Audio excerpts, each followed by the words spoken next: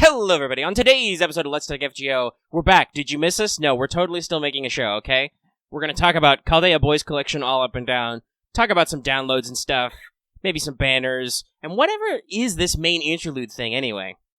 Hi, I'm one of your hosts, Omega, and I'm that guy who seems like he's too cool and smart to pilot a giant robot, but for some reason it's pure white and I only fight using 2 swords. And with me, as always, is Lucky. He's the guy wearing the mask pilot, you know?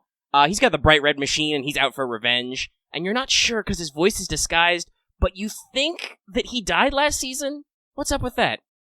Everyone, I hope you're enjoying Fate Grand Order, aka, how do I do this again? And while we here at Studio Omega like to bring you the latest FGO-related news and memes, we will be talking about current or future events for the JP and EM version of the game, so anyone not wanting spoilers, just get in the mech. That's right. Hi. Hope you enjoyed that extra long intro gag, but I felt like we had to be super mecha-y today. I've already decided on at least part of today's episode's title. I can tell you right now. Today's episode is IRONBLOOD Odysseus. Oh, that's good. Yeah. Like, honestly, I know it's a little bit, but I have been seeing nothing on Twitter but everyone just putting a whole bunch of mecha soundtracks to it. Oh, yeah. The Colors one was really good, but yes, there's a lot going on with Odysseus right now. He's all the rage, and we'll talk about him more later.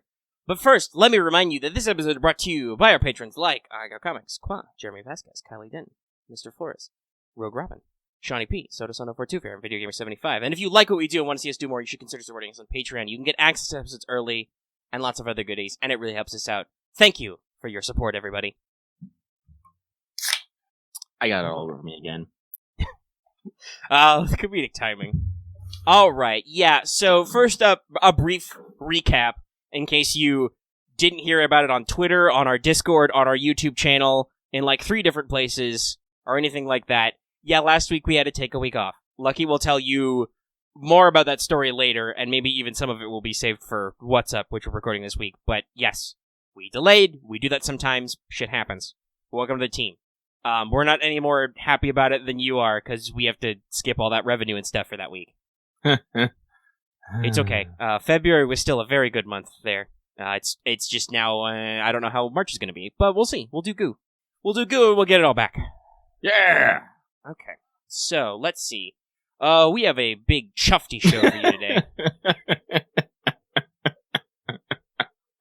Well, you say that, Loth. A couple of people were rogered. Really? Well, maybe. I don't know. We may... At the very least, I don't know if it was just the timing or whatever. We may have had a couple of people drop as patrons in there. Oh. And some people were questioned, so I don't know if that was because of it. That's a little fair weather friends if that was the reason, guys, but it's okay. There were several people who have recently bumped their patron levels up also, so it kind of evens out for us money-wise. It's okay. The budget's not sunk. And we're gonna get Daddy Google Bucks this month. Yay! But yeah, some people seemed a little wibbly about the whole thing. It's like, I gotta be honest, I guess for patrons we could have made a Patreon post, but we talked in Discord, we talked on YouTube, we talked in all kinds of places about, hey, we got stuff going on. I started a whole stream on recording day, or Let's Talk FGO release day, actually, just to be like, hey, I'm streaming, come look at me, I'm gonna talk about what's going on, and also play Mega Man. Anyway. Mega Man! ZF Collection is cool, kids. Though, wow. Ooh. They learned some lessons. The first 0 is hard, guys. It's really hard. Anyway, let's talk about FGO, because we got a big show today. So, we've wasted enough time. Let's check in with everybody's favorite Kohai, Mash. Senpai! 起きてください. That's right, everybody. It's time for Wake the Fuck Up, Senpai, our regular segment for pro tips. We have 2 this week, which makes sense, because we skipped a week. Number 1. Hey, watch out for letting your interludes and rank ups pile up. They are important, but sometimes you don't have time to do all of them, so try to get through them in a manageable pace. But remember that it really helps to do them. And also, the game will rat you out, and we will judge you. I have been endeavoring to catch up on my rank ups that matter, at least. I think I got everybody who I actually use as rank ups through. I'm not so good on interludes. I got 9 of those motherfuckers piled up, and I'm like, can I have like half AP or something, please? Maybe I'll feel like doing them then? I don't know. And our second one, also, hey, double check your logins during campaigns and stuff. It really sucks to miss, and they aren't very forgiving, so just double check. Yeah. Double check what you're doing. Have you logged in today? The question everybody... Excuse me, I burped. The question everybody needs to answer. Did you log in today? Lucky supper, so you don't have to. Yeah. Well, yeah. Rema has a really good point. Or one of our new mods, which we may talk about in a second. Rank ups literally pay out later when you've done some. But that's really just a reward of investment of time. But yeah, so Lucky is alluding to the fact that he had some login problems, but also there's a lot of login events going on right now, and so just log in. Set a time, log in every day. I usually log in right away at server reset for FGO, and when I put them all on my phone for other games like Arknights and Azure Lane and stuff, I would all log into them first thing when I woke up in the morning. Yeah, actually, I don't usually log into my games until I'm out the door. For like 15 minutes after Lucky wakes up, he is on complete autopilot, and autopilot does not involve a cell phone. That's fair. You have a full-time job you have to get to. I'm doing this, so I'm a little bit lazier in the mornings, but also I'm not a morning person, so just reach over, pull the phone out, pop open the Arknights. Alright. So, that's our pro tips. Keep it in mind. Let's do records from the zero on a record achievement topic really quick. I guess, actually, no, I'm going to play fucking Azure Lane, and you guys can watch if you want. I really should be playing Azure Lane, but I'm not, because that's on BlueStacks now, because I needed more space on my phone. I really did. It was bad. That's fair. I was at 98% usage, and I'm just like, Every 5 minutes, Android was like, yo, you're running out of space. I'm like, speed lines coming out of me. All right. So, I'll go first. Yes, despite the fact that we took a week off, I only have one entry. I protected Raiko's smile. Listen, there hasn't been exactly been a buttload of EXP raining down from the sky. I did get an assload of skill gems from that event we did, Karno Kyokai, and a bunch of other stuff, but I haven't really done anything with them yet. All right. You guys say I should be using BlueStacks, but when I use BlueStacks, it's laggy as fuck. I don't know why. I don't know. Because we're on the same OS, aren't we? Yeah. You're on 10, I'm on 10 now? Yeah. Yeah, so I don't know. Mine runs real good. And mine I don't try to kick up to like 60 or anything, but it runs... It runs Girls Frontline for damn sure better than my phone did. But yeah, okay. So I protected Raiko's smile. How about you, Lucky? Me, I've only done one thing because I've been in a weird place, but I was able to protect Fujino's smile. And with a good smile, it is. Most excellent. Yeah, I gotta work on that one. The problem is I just got my Tomoe, so I invested. But okay, well, it's time for not all the world's evil, but damn close. Okay, so get ready for Punished Lucky's Revengeance. So this starts basically last week before we had to skip. So, as Lucky said, he went and spent like $400 and got a new motherboard, new CPU, and 16 gigs of DDR4 RAM. And, well, it wasn't particularly difficult to disassemble my current computer, add the new upgrades, reconnect everything, and, get it powered on. The immediate problem happened after I powered it on. My screen was completely black. And unfortunately, the case I have doesn't have the case speaker cord that'll let me do the diagnostic blips and bloops that'll tell me what the fuck is actually wrong. So I was just basically staring at a black screen with no idea what the fuck was going on. So I'm just all like, well, this is gonna be my fucking weekend. And it was. Unfortunately, it was such my fucking weekend that I was knee deep in computer guts and I forgot to log in. This broke my login streak, and at which I point, if you break your login streak during a download event, you're just done. Like, yeah. I'm like, this, like, I'm thinking about this, I'm like, why? Honestly, it's probably because the point is to encourage you to, like, log in every day during the event, and yeah, some of them don't run long enough, like Chaldea Boys Collection, at least the actual event period is only, like, 7 days anyway, so you only have, like, you have a very low amount of wiggle room to do the login streak kind of thing. Mm-hmm. So, yeah, I know, but like, here's the thing: when my streak was broken, that was it. I didn't it didn't start over. I didn't collect what I could. It was just done. Like there was nothing. I'm just all like, why? I think it got broken on like day 3. It was like 2 or 3. I was not deep in there, and it's just like, those tickets are now so far away. I don't know. It could also be a spaghetti code problem because we know that FGO is not super advanced technically. Where just like it checks once. Okay, you logged in. Did you log in yesterday? Gives you the next thing because obviously it would be potentially abusable if you could start over, like literally start over. You know, it's not like they can take back your FP or whatever you got for the first login. You know. Yeah, I guess. Like I said, I kind of wish that it was maybe not like I have to log in all the time because obviously we've talked about this. I broke my login streak before. I break my login streak every Christmas because I gotta leave. I gotta go spend time with my relatives who live in the middle of fucking nowhere. I didn't actually. Did I break my login streak? Probably at some point, but that's because my phone was freaking out, and then 2 months later it died. But anyway, yeah. So like, life shit happens. It is a little unforgiving, but I think the purpose is they just want to make sure you're logging in every day, because if you're not, don't have a reason to log in every day, then that's how people go like, I don't need to play FGO anymore. You know? Yeah. So, I don't know. I'm still miffed, though. I said, that's 10 tickets. 10! Yeah, it's a big deal. It's a big deal.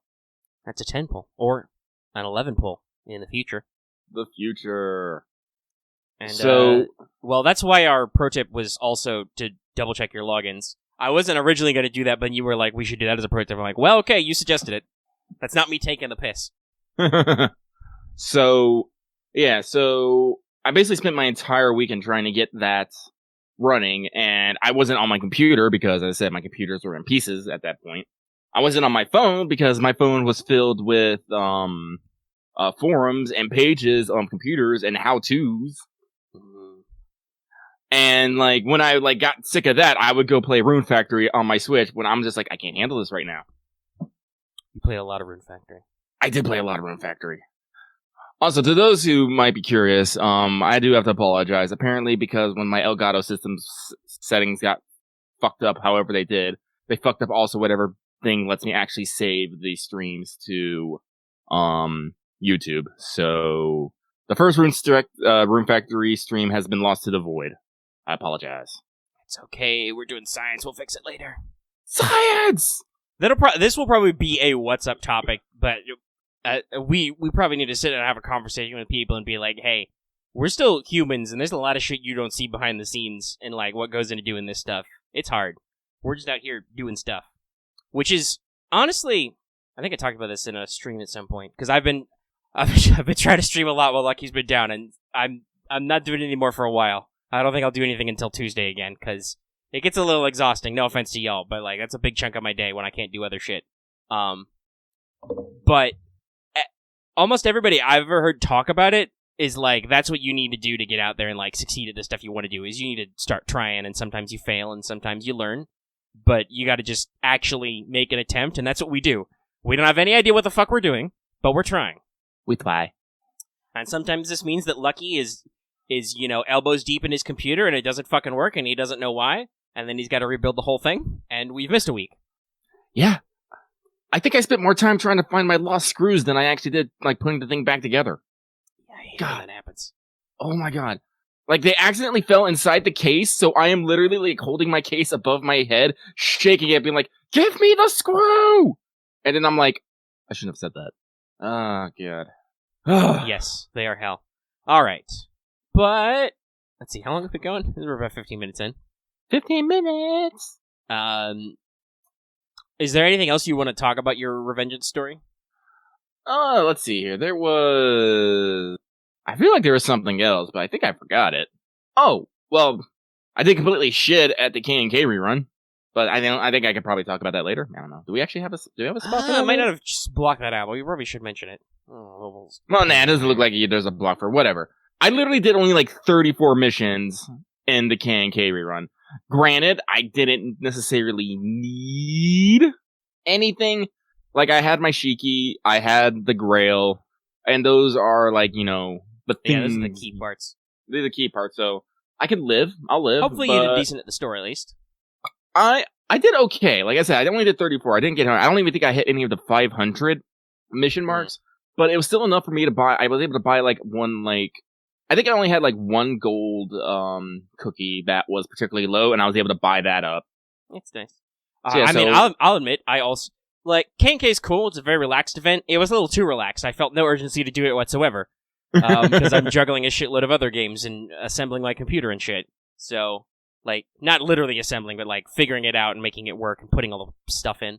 Throwing my speakers I never use across the room because they're in the fucking way all the time.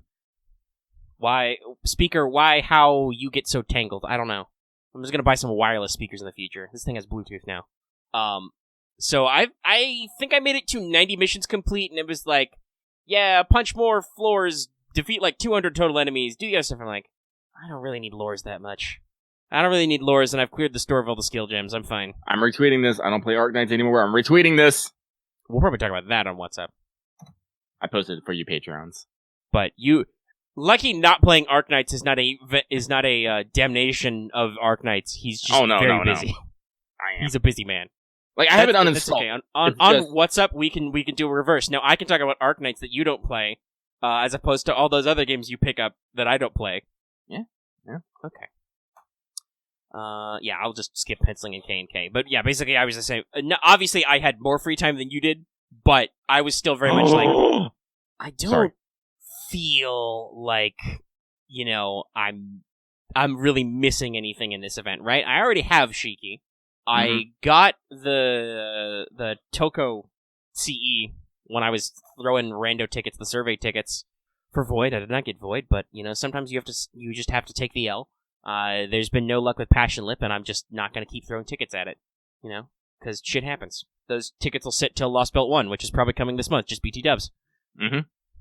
Yeah, well, if we got all that then, we've thrown out our woes. Like he's retweeting Narmea for reasons, and I refuse to stop. Yeah, he does refuse. But yeah, let's move into did you finish your master missions? Which I did, actually. I did it the other day, because I was like, what master missions do I have left? Because now we have 3 frags per, it's great! Ah! So cool. So this week, pretty simple. I'm not really sure what they're getting at here, but I think it involves maybe doing dailies. You're going to want to do 30 FP summons, defeat 9 servants, defeat 3 good servants, defeat 3 evil servants, defeat 15 enemies with the Earth attribute, and defeat 15 enemies with the Heaven attribute. No, Devilish. I did not drop Arknights for Grand Blue Fantasy. I already have a Grand Blue Fantasy cat, and I already have 3 different Narmeas already on that. Already, I am just missing one of them. Lucky just slowly, occasionally expands his Grand Blue collection in the back. Yeah. We'll be sure to talk more about all the gacha stuff we're doing, because we've done some juggling there, both of us, on WhatsApp. But, alright, well, I think it's finally time to get to the news! News! Dun-dun-dun-dun-dun. Okay. Well, Lucky's just told a long story, so I'll start at the top. Oh, yeah. Even though it's technically over, it's recently over, and there's some discussion points here. Okay, so, Japan just had the 19 million downloads campaign. That was from the 26th to the 5th.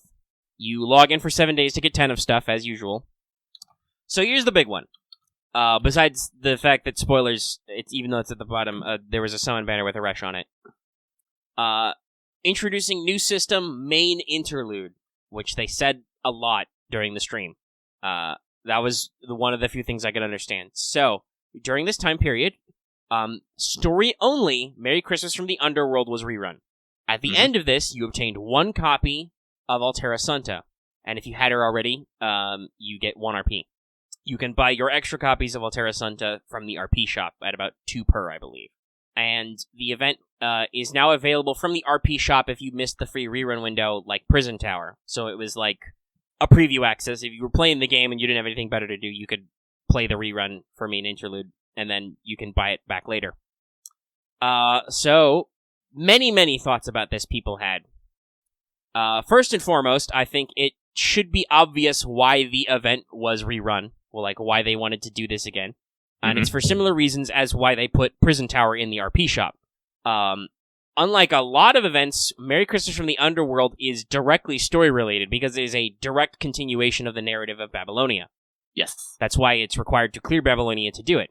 Which is also good, kind of why they put it in as like a bonus thing, even if you have to buy it back after the free rerun period, because, well, you may want to actually get that story on, and maybe you didn't have Babylonia cleared when it came out. Second, we are kind of getting towards the climax of the Babylonia anime, and while you can review, at least, if not replay, the story at any time, you can't do the follow-up. So, there's that.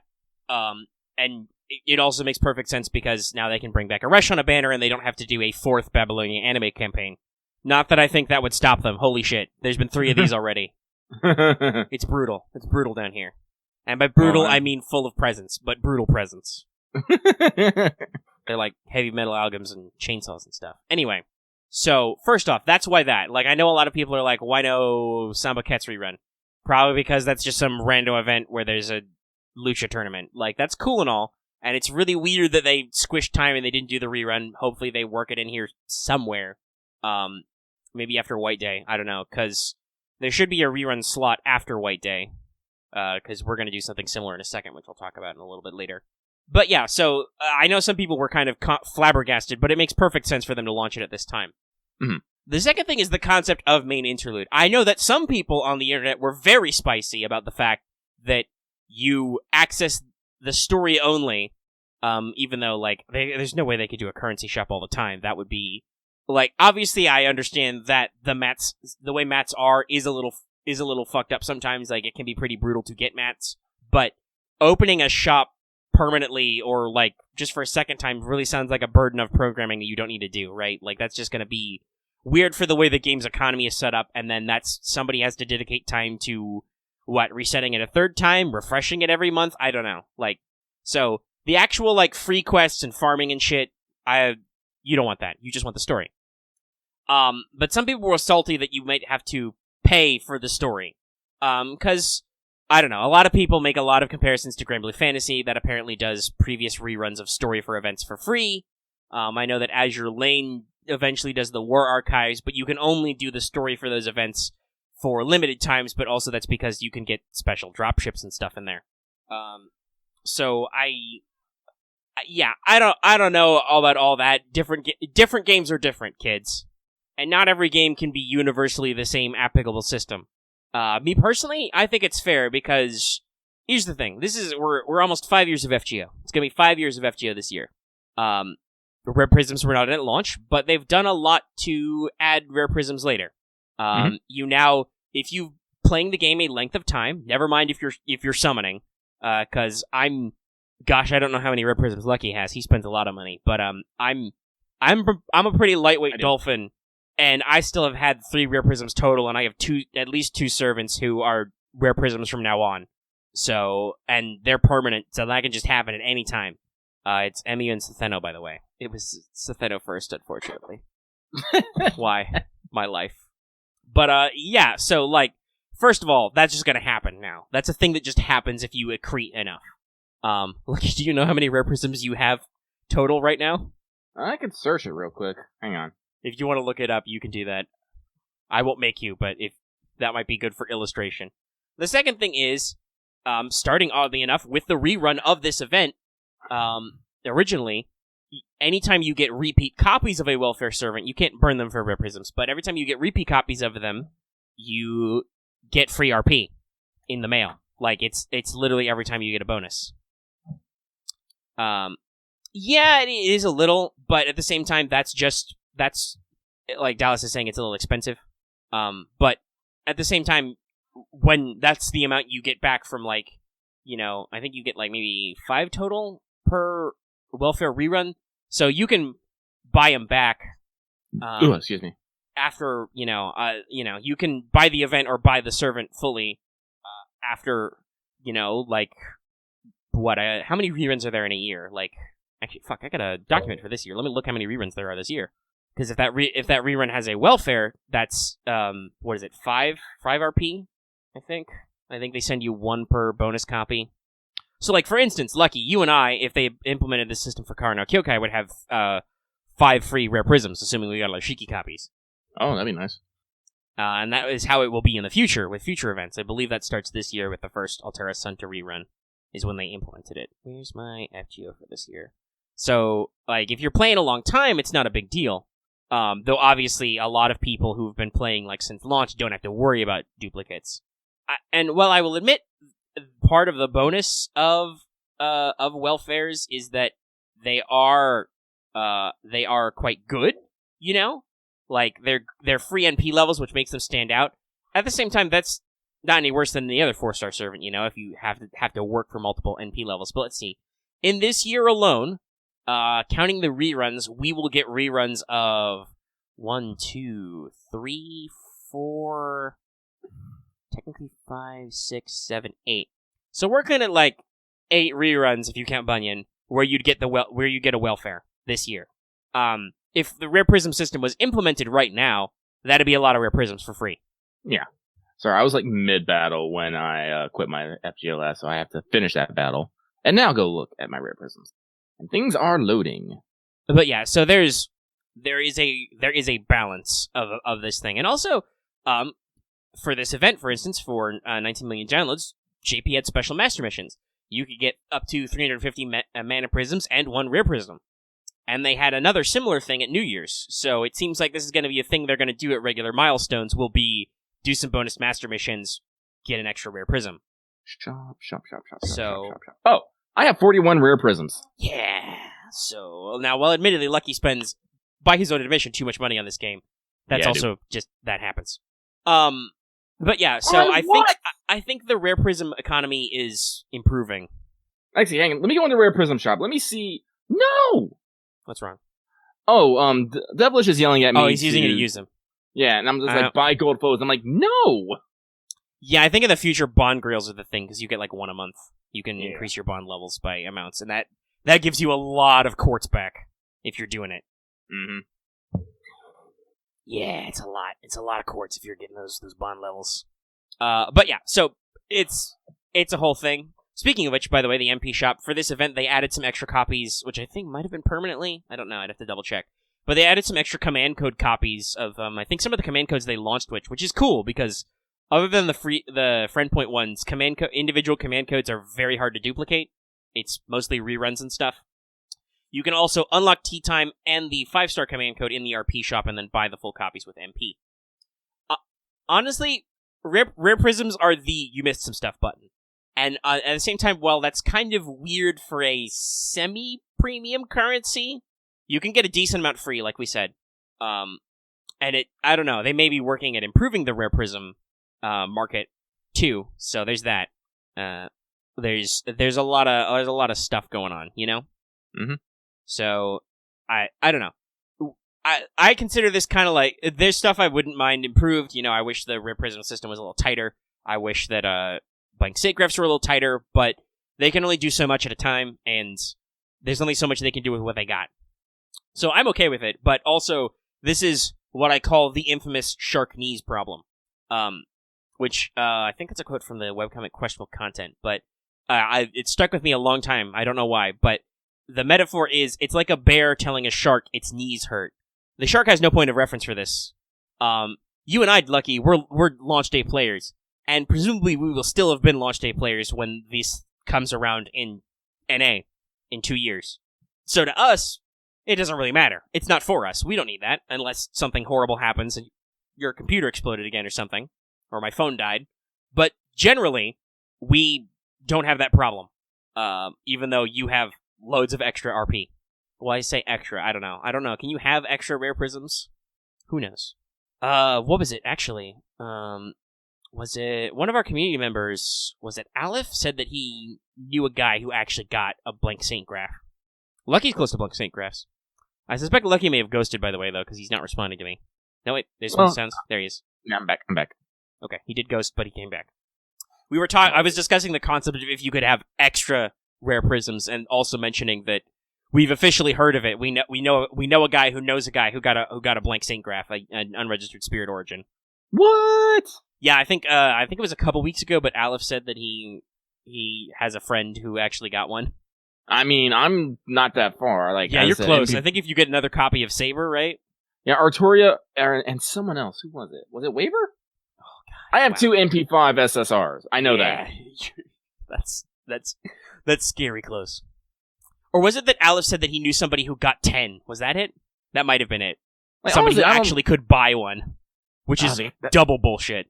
Bullshit. But hey, free Scotty, I guess. I guess. Or something. That's the thing. If you get him, blank Saint Graphs or unregistered Spirit Origins are, in their own way, really bullshit, because it's just like, yeah, fuck you, I could just summon whatever SSR I like, even if it's a limited one. As long just as give it's me on a banner. copy. Yeah, they have to be on raid up then, but it's whoever is on raid up right now. So, like, if you got them, that's some shit, that's some low effort shenanigans. But to get those 10, you have to go through a lot of hell. But yeah, so, we'll take your thoughts on Rare Prisms and Mana Prism Shop stuff. We're open to your opinions, but we got ours. And honestly, so I know that some people in our community and some people who may respond are thinking as they are current JP players who have jumped into JP out of NA or whatever. And I'm like, okay, I get that maybe that's a little steep for you right now, but I don't know. That's the thing about adding something to a shop that's permanent. It's not meant to be a right now thing, right? Yeah. Like, it's not urgent. It's just whenever you get around to it. And I don't know. Maybe we're breaking a mold, but like, some welfares are only good because they're free NP5, but some are still fine units anyway. And we'll have to see what they do. Like, because I'm also suspecting that, like, I'm pretty sure Saber Lily won't stay as the only 4-star welfare in the friend point gacha. I don't think the main interlude system is gonna add like old Halloweens back or anything. It's gonna be they're gonna save it for shit like Prison Tower when they're like, oh, dicks, we have events that are time limited, but are tied to story, so we kind of want them. I think we mentioned, I think we were talking about it, that we thought the original CCC event would probably be a good fit for the main interlude. Because that means you can get a free copy of BB, who's really important, because Moon Cancers are super limited, but they're part of a triangle, so that sucks. Yeah. But also, yes, that was a time-limited event and a collab event, but also it was literally an Epic of Remnant chapter. It's literally part of the ongoing story context. You could argue that, because of its circumstances, that OQ Labyrinth is similar, too. Yes. That'll probably get a regular rerun at some point, but yeah, that could be something that I see tacked in the main interlude. Well, actually, we are coming up to our rerun slot. Oku might get the rerun. It might. Even though it was only last year. Yeah, I don't know. But there's definitely some stuff going on. But yeah, so, the other thing was Fionn got an animation update for some reason. I don't know why the fuck he's here. I thought it was because they're going to announce the Apocrypha rerun, but they're not. Oh, no, clearly it's because they have a limited gold lancer on Right, Rada. of course. I literally wrote this in my notes. Summon Banner is a Resh and Fionn, because of course. And Christmas 3 CDs, because there's no way they can put a limited gold lancer waifu and not put some other non-limited gold lancer in there, an SR to fuck you over. Hi, I love you, Anna, but you and Enkidu both did me dirty rolling for a Resh. Oh, so rough. Oh, it's a new month. I should change my Tiamat profile pic. Let's see here. Get a new Tiamat in there. Mm-hmm. No, we're going to talk about CGI Tiamat later. Oh, yep, this one. I made sure to rewatch Babylonia episode again today to be fresh for the recap. And real talk, I've been watching it regularly every couple days because goddamn. Well, yeah, I was about to say also, I after I watched it like 5 times the day it came out, I also may have watched it twice today. But yeah, so let's keep moving. Back to NA. I've covered some of this stuff in News Desk, but I would have had to anyway, even if we did have an episode last week, because they were kind of stealthed out there to just come out in the middle of the week. Thanks, FGO. Good job. Number 1, the Babylonia anime campaign number 3, starting the 2nd and going until the 31st, oddly enough. This is weird. So, 1, Merlin gets his animation update early. That's like a whole year early. He shouldn't get that until summer 4. So that's cool. Haven't really tried it yet, but that's because I haven't been playing a lot of FGO. And then you get a login streak. So basically, here's how this works. You can start the streak anywhere in here. But when you do it, you gotta stick in for 7 days to get the commemorative CE, up to 12 Saint Courts, and a new Mystic Code. So you can get the Babylonia Special Mystic Code, aka Gudaku's Navel, as people like to call it. Because that was very memey when it came out, that her shirt is cut off, I guess. Truly the superior protagonist, anyway.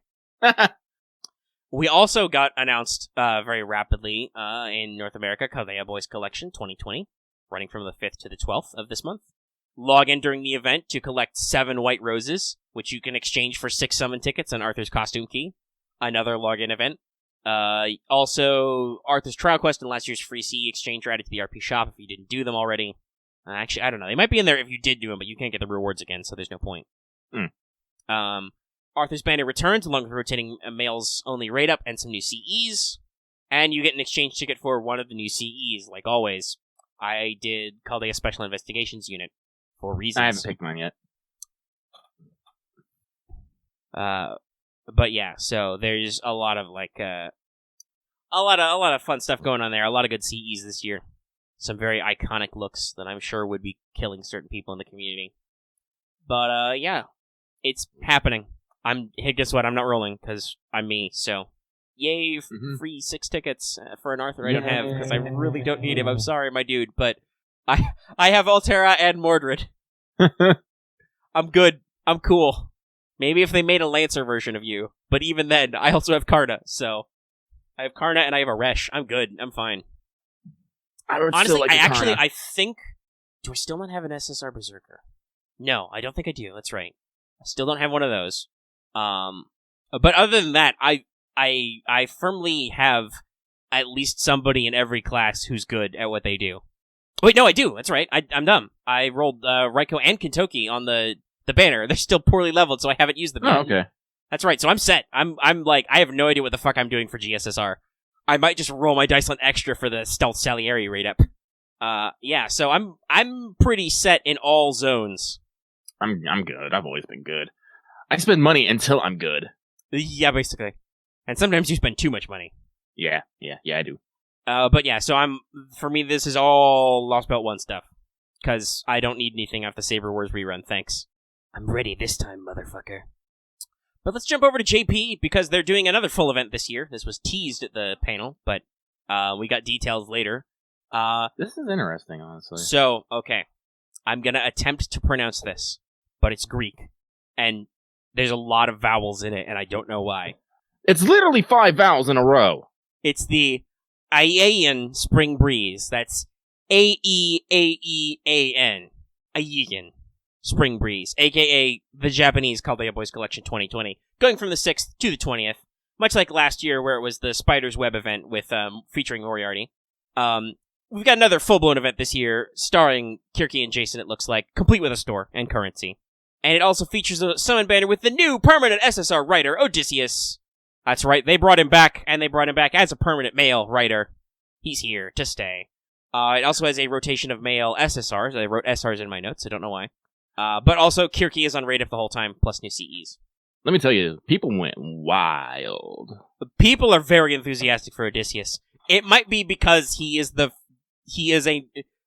appeared in Lost Belt 5, spoilers, but he's a new MACKREL. He's actually a new servant for White Day, which is something a lot of people have been clamoring for, and he's permanent too, so, like, you can kind of call it a cop-out because he wasn't new, but he's still new, so it works. Also, he gets plus 100% damage during the event, and all other males and some non-males get plus 50%. And by basically quote-unquote non-males, I mean genderless tagged characters, so...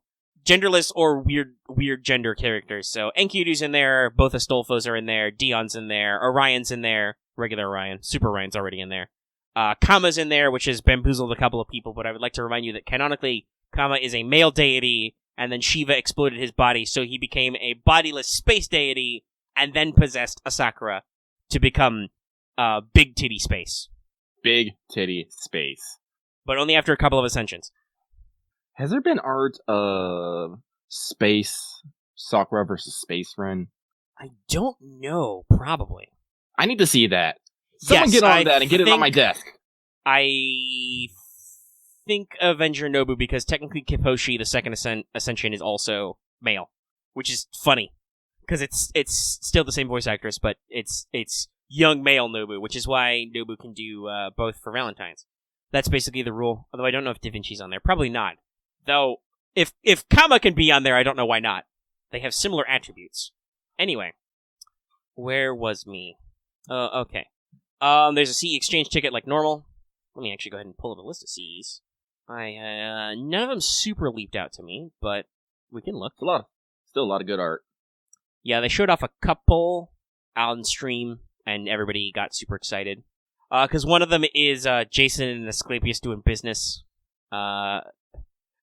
I might have to pick up this one just for the joke potential, but there's one of Emperor Qin Shi Huang, Oz, and Gil in a car, basically get in, losers. I haven't seen that one. Here, I will post the big image list to patrons. Yes, give. Good. Yoink. Oh my god, that is so get in, losers. So there's that. I think that's another. Is that Dante's and George down there? Possibly with Roma in the back. It's a hat CE. We got some rough and tumble dudes doing some music. Fucking Ashvaraman's doing some fucking b-ball. We've got another cool old guy CE.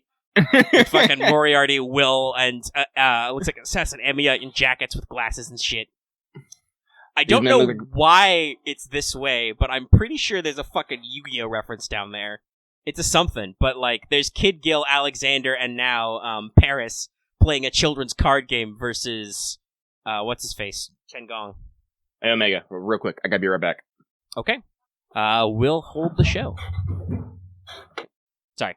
I just realized we were in our intermission. We're about 45 minutes in, so we'll get back to it. We were joking about art and stuff. Mm-hmm. Art stuff. Yeah, so, C Exchange. Also, there's a login event for CBC in Japan. Login for 6 tickets and a special command code, which is something about pork porridge or whatever. Also, I put this in news because I didn't want to do separate news entries for all this, but it's been happening a lot. But hey kids, we have your coronavirus update. Everything is canceled. Yeah. There was an announcement from JP that FGO canceled their appearance at Anime Japan, and God knows that may itself be canceled. They were going to be in Australia, but several of the guests canceled for English FGO, lots of other stuff. Appearances are being canceled a lot out of concerns, and some events are being outright canceled. And interesting enough, SakuraCon over here in the States has not been canceled yet, despite us actually having a coronavirus. Yes, despite your being in the one place where it's happening right now. Yeah. Because they in a landmark for them, South by Southwest in Austin, Texas was canceled, which is something they apparently never do. It's like the first time they've ever canceled the event. But it's also a bad idea to put a lot of people in a close proximity together when you have an infection risk. Yeah.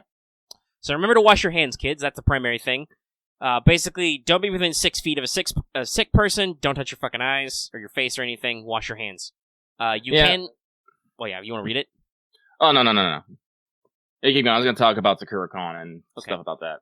So you can go. You can wear a mask, but from my research, it has to be an actual, honest-to-gosh surgical mask, not just rando paper masks for allergies or whatever. Yeah. Or it has to be what they call an N95 respirator, which is, it's not powered, but it is technically a respirator because it's got an inert filter in it, which filters out microparticles. What was it called again? An N95 respirator. One of those are the ones I was thinking about. Let me look them up. Which I don't know if you can just casually get, but that's what, like, for instance, the CDC recommends. It's got a filter in there. It's a respirator, so it has a... I mean, you can buy them on Amazon, apparently. Alright, that's good. Get them before somebody figured out.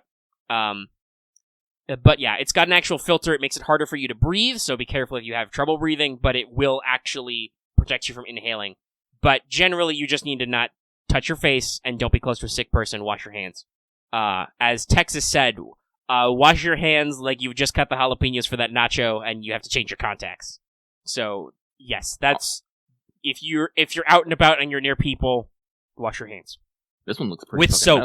Metal. Hand sanitizer is mostly antibacterial, not antiviral, so it won't necessarily help, even though it's apparently sold out everywhere.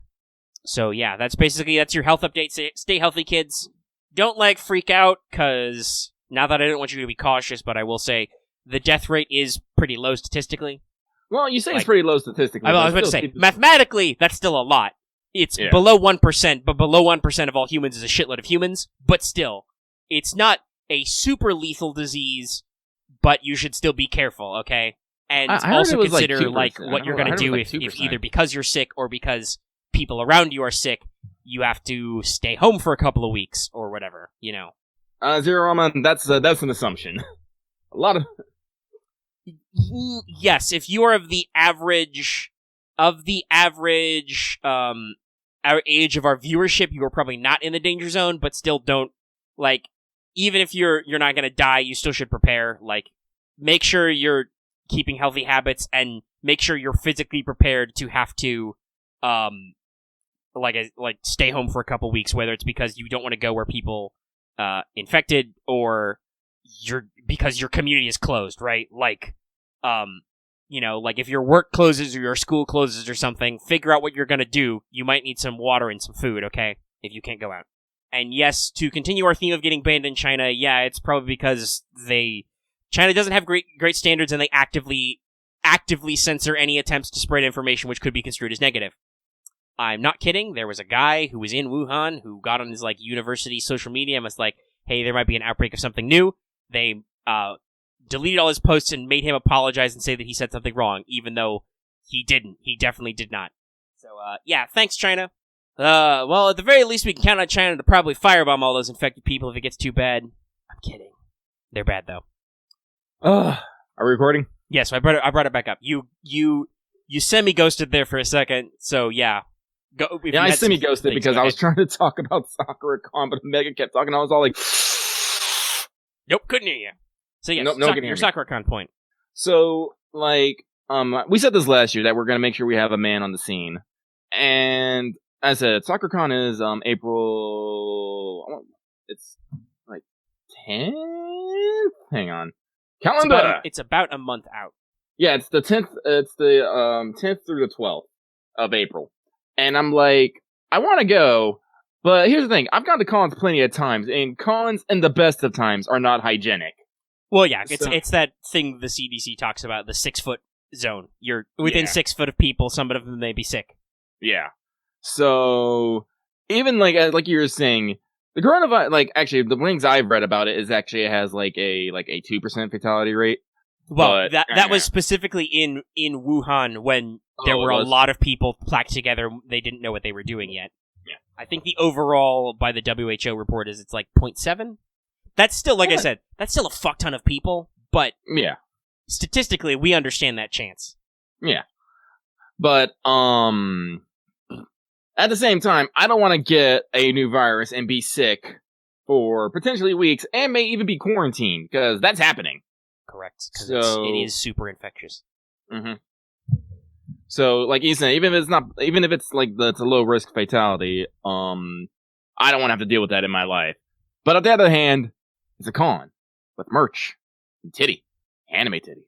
It's super important, So I don't know what I'm gonna do. Honestly, you have a little bit of time to think about it. Yeah. So, honestly, the big, I said, I was thinking about 2 big reasons I go to SE.RA.PH is usually for the FGO panel and the merch. I love being in the fucking, dealer's hall. I like seeing all the stuff. I really don't care about much else. I can spend 1 day at a con and I'm happy. Which is all basically I can tolerate nowadays, because there's a lot of people, and I'm just all yeah. So we will see. Interesting enough, I haven't sad seen thing any. Is that you're about to say that they haven't canceled it yet? Yeah, they haven't canceled it yet. They might still. We don't know. They might. They actually made an announcement saying they aren't canceling it, but it could change. Because as I said, I think they made this announcement before. Emerald City Comic Con, I think, is still going on, but a lot of people canceled. I know this because Jim Butcher was going to go there to promo Peace Talks, but he's not right now. I think he's going to do virtual signings and stuff, but yeah. Virtual. But, I was looking at the guest list, and there really wasn't anyone in particular I wanted to see anyway, so I'm like, It's a developing situation. Yeah, it's hurting a lot of stuff. I think, I know from, I just released a Legion video today, a lot of people are complaining about fulfillment of Legion minis. I'm pretty sure that's because part of Fantasy Flight Games' production is in China, which I'm sure is a clusterfuck of getting people to work, getting people to ship stuff, and then, God forbid, I'm pretty sure it's not a big deal after it comes over on a boat, but I don't know how hard it is to get shit through customs right now, Also, everyone check out this tactical fucking face mask. Well, they did not do an image preview really good, but yeah, that is pretty tactical. That is some Arknights shit. Frequently bought together. Carbon filter anti-pollen mask. I need some of that shit. The climate is freaked out right now, where I am. Anyway, that's alright. That's been your coronavirus update. Ta-da! We have crossed the 50-minute mark, and we're gonna get into free talk. So first things first, this isn't in my notes, but I figured we'll go ahead and hit it really quick. Just to do, because we did some business at the time. We'll do some business now, but just to mention, we said we were gonna do it earlier, but we finally were like, okay, we need to pull the trigger on that asking for some new mods thing. Mostly, honestly, we had some up and downs at the end of the year, but honestly, the community has been pretty quiet about stuff. Obviously, some people are more silly or more argumentative or more negative or whatever you want to look at it about different things at different times. But generally, most people are pretty civil, or at least they try to be. So we haven't really had any breakouts that weren't able to be handled by our current mod team. But we have lately been kind of having a thing going on with, like, off-topic posting and reposting and stuff.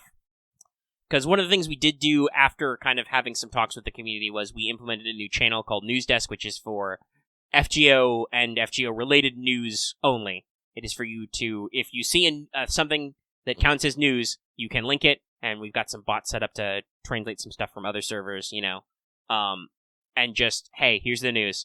You can theoretically discuss it if you want, but if you're going to do a longer form discussion, it's better to move to Let's Talk FGO.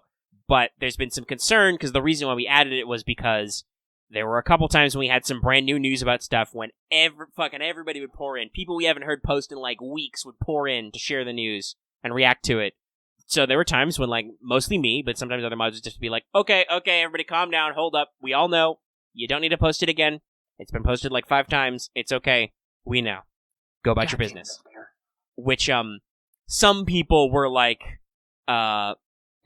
yes, that, basically. Some people were like, actually, that's a good question. Dallas asking the real question, one of our new mods. What did it actually say in the description? It says FGO-related news. So well, if it's FGO related, I extend that it's Fate related, because we're like, FGO is kind of the flagship of the franchise right now. I would say play it by ear. We do that a lot with our rules. Like I said, they in the news desk was the news about Heaven Fail movies, and I felt that was topical enough. Yeah, that's probably okay. That's on point. That's directly related to the franchise. Maybe I should edit the description. But anyway, but yeah. So, there was a question of like, hey, one of our previous mods, Jube, who really got some stuff on lockdown, was like, hey, so should I call people out for tangenting in News Desk? Because I feel like they're just gonna roll my eyes at me. So, like, should we do something more strict? So, I introduced a slight slow mode. It's only 30 seconds right now, and people have been good boys lately, but I can fire that up further. But basically to make it harder for you to tangent, to feel like you can be chatty there and just move it. And then it was decided, okay, we need some more people on the team, just because we need more people ready to respond to off-topic or reposting. Because occasionally that's also been, there's a reason why I added that as a rule. It's been a thing that plagues occasionally, is just like people are in a rush to post something first or whatever, which I'm like, listen, calm down, guys. This isn't Reddit. There's no internet cookies. There's no good boy points if you post something first. There's only tyranny. Obviously, like, but yeah, but that's because you're in a private, you're in a conflict with me over it, and I take my victories over it, every day. But, like, and obviously, if you're posting in, like, Art Dump, I don't know what happens in Art Dump for, like, 12 hours. I go to bed at night, I wake up, I get my shit together, Art Dump is full of posts, I'm like, I'm not scrolling back that far. There's too many posts. If it was cool, somebody else will retweet it. So, like, if somewhere in there, it's buried, and you post it again later, I can't talk shit about that. I might do that. I don't know. I only get a little maybe passive aggressive if I've seen something, like, specifically, like, I've personally seen something like 2 or 3 times. I'd be like, I'm pretty sure that's been posted a couple times, guys. I totally forgot how to spell Velociraptor. God damn it. That's okay. Google gotcha, or Discord, I guess, because we're both on desktop. Gotcha Games is also the same. Where there's a lot of posting going on right now. People post about all kinds of things all the time, and, like, just, if there's, like, 8 hours of a gap in there, that's okay, but it's just, we need a little more bodies. So, we added to our mod team Dallas Rose and SE.RA.PH. We got a lot more response than Omega was expecting. I don't know if Lucky was expecting anything when he said we should make the call, but I was thinking, okay, we'll add 2, maybe 3 people if we get that many. So many people. Like, maybe we're closer to 10. We're like, I could do that. I'm like, okay, I need to reevaluate my process. Well, don't say that, X, because one of our requirements is you have to be at least blue. So all people talk. Maybe not all the time, but at least the call was put out for people with a decent restriction.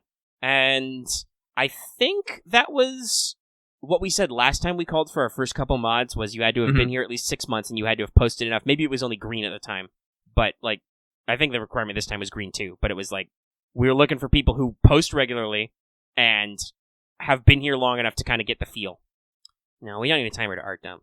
That would just and also like if they don't necessarily post a lot, that's not necessarily a detriment. Like one of our longest mods, and secretly the most powerful witch in the server, Burn. Like she barely posts anymore, but she's around. Right, and we had a discussion about like when we were talking about expanding the space, and like letting new mods in. She was asking like, so is that a thing we should be focusing on? Like, are you looking for people to focus more on scanning stuff? I'm like, and because she said that she responds to DMs or ats like as soon as she can on her phone, but doesn't necessarily skim every channel as it goes by. And I was like, listen, I respect that way more, because that's the thing that always I'm actually kind of glad nobody actually decided to privately approach me about being a mod, because that's just awkward to me, is having private conversations with people out of nowhere. That's way more valuable to me that you'll like take it out of your day to answer an urgent call than it is to skim everything. But we decided we needed some more skimmers, so a lot more people applied than I thought were gonna. So the way I had a conversation with Lucky before we started the show, even before we called in people for pre-show, which is like, so we got a lot of responses. Do we want to just kind of not really first come first serve, but just kind of cut it off at the first couple of people we think would fit?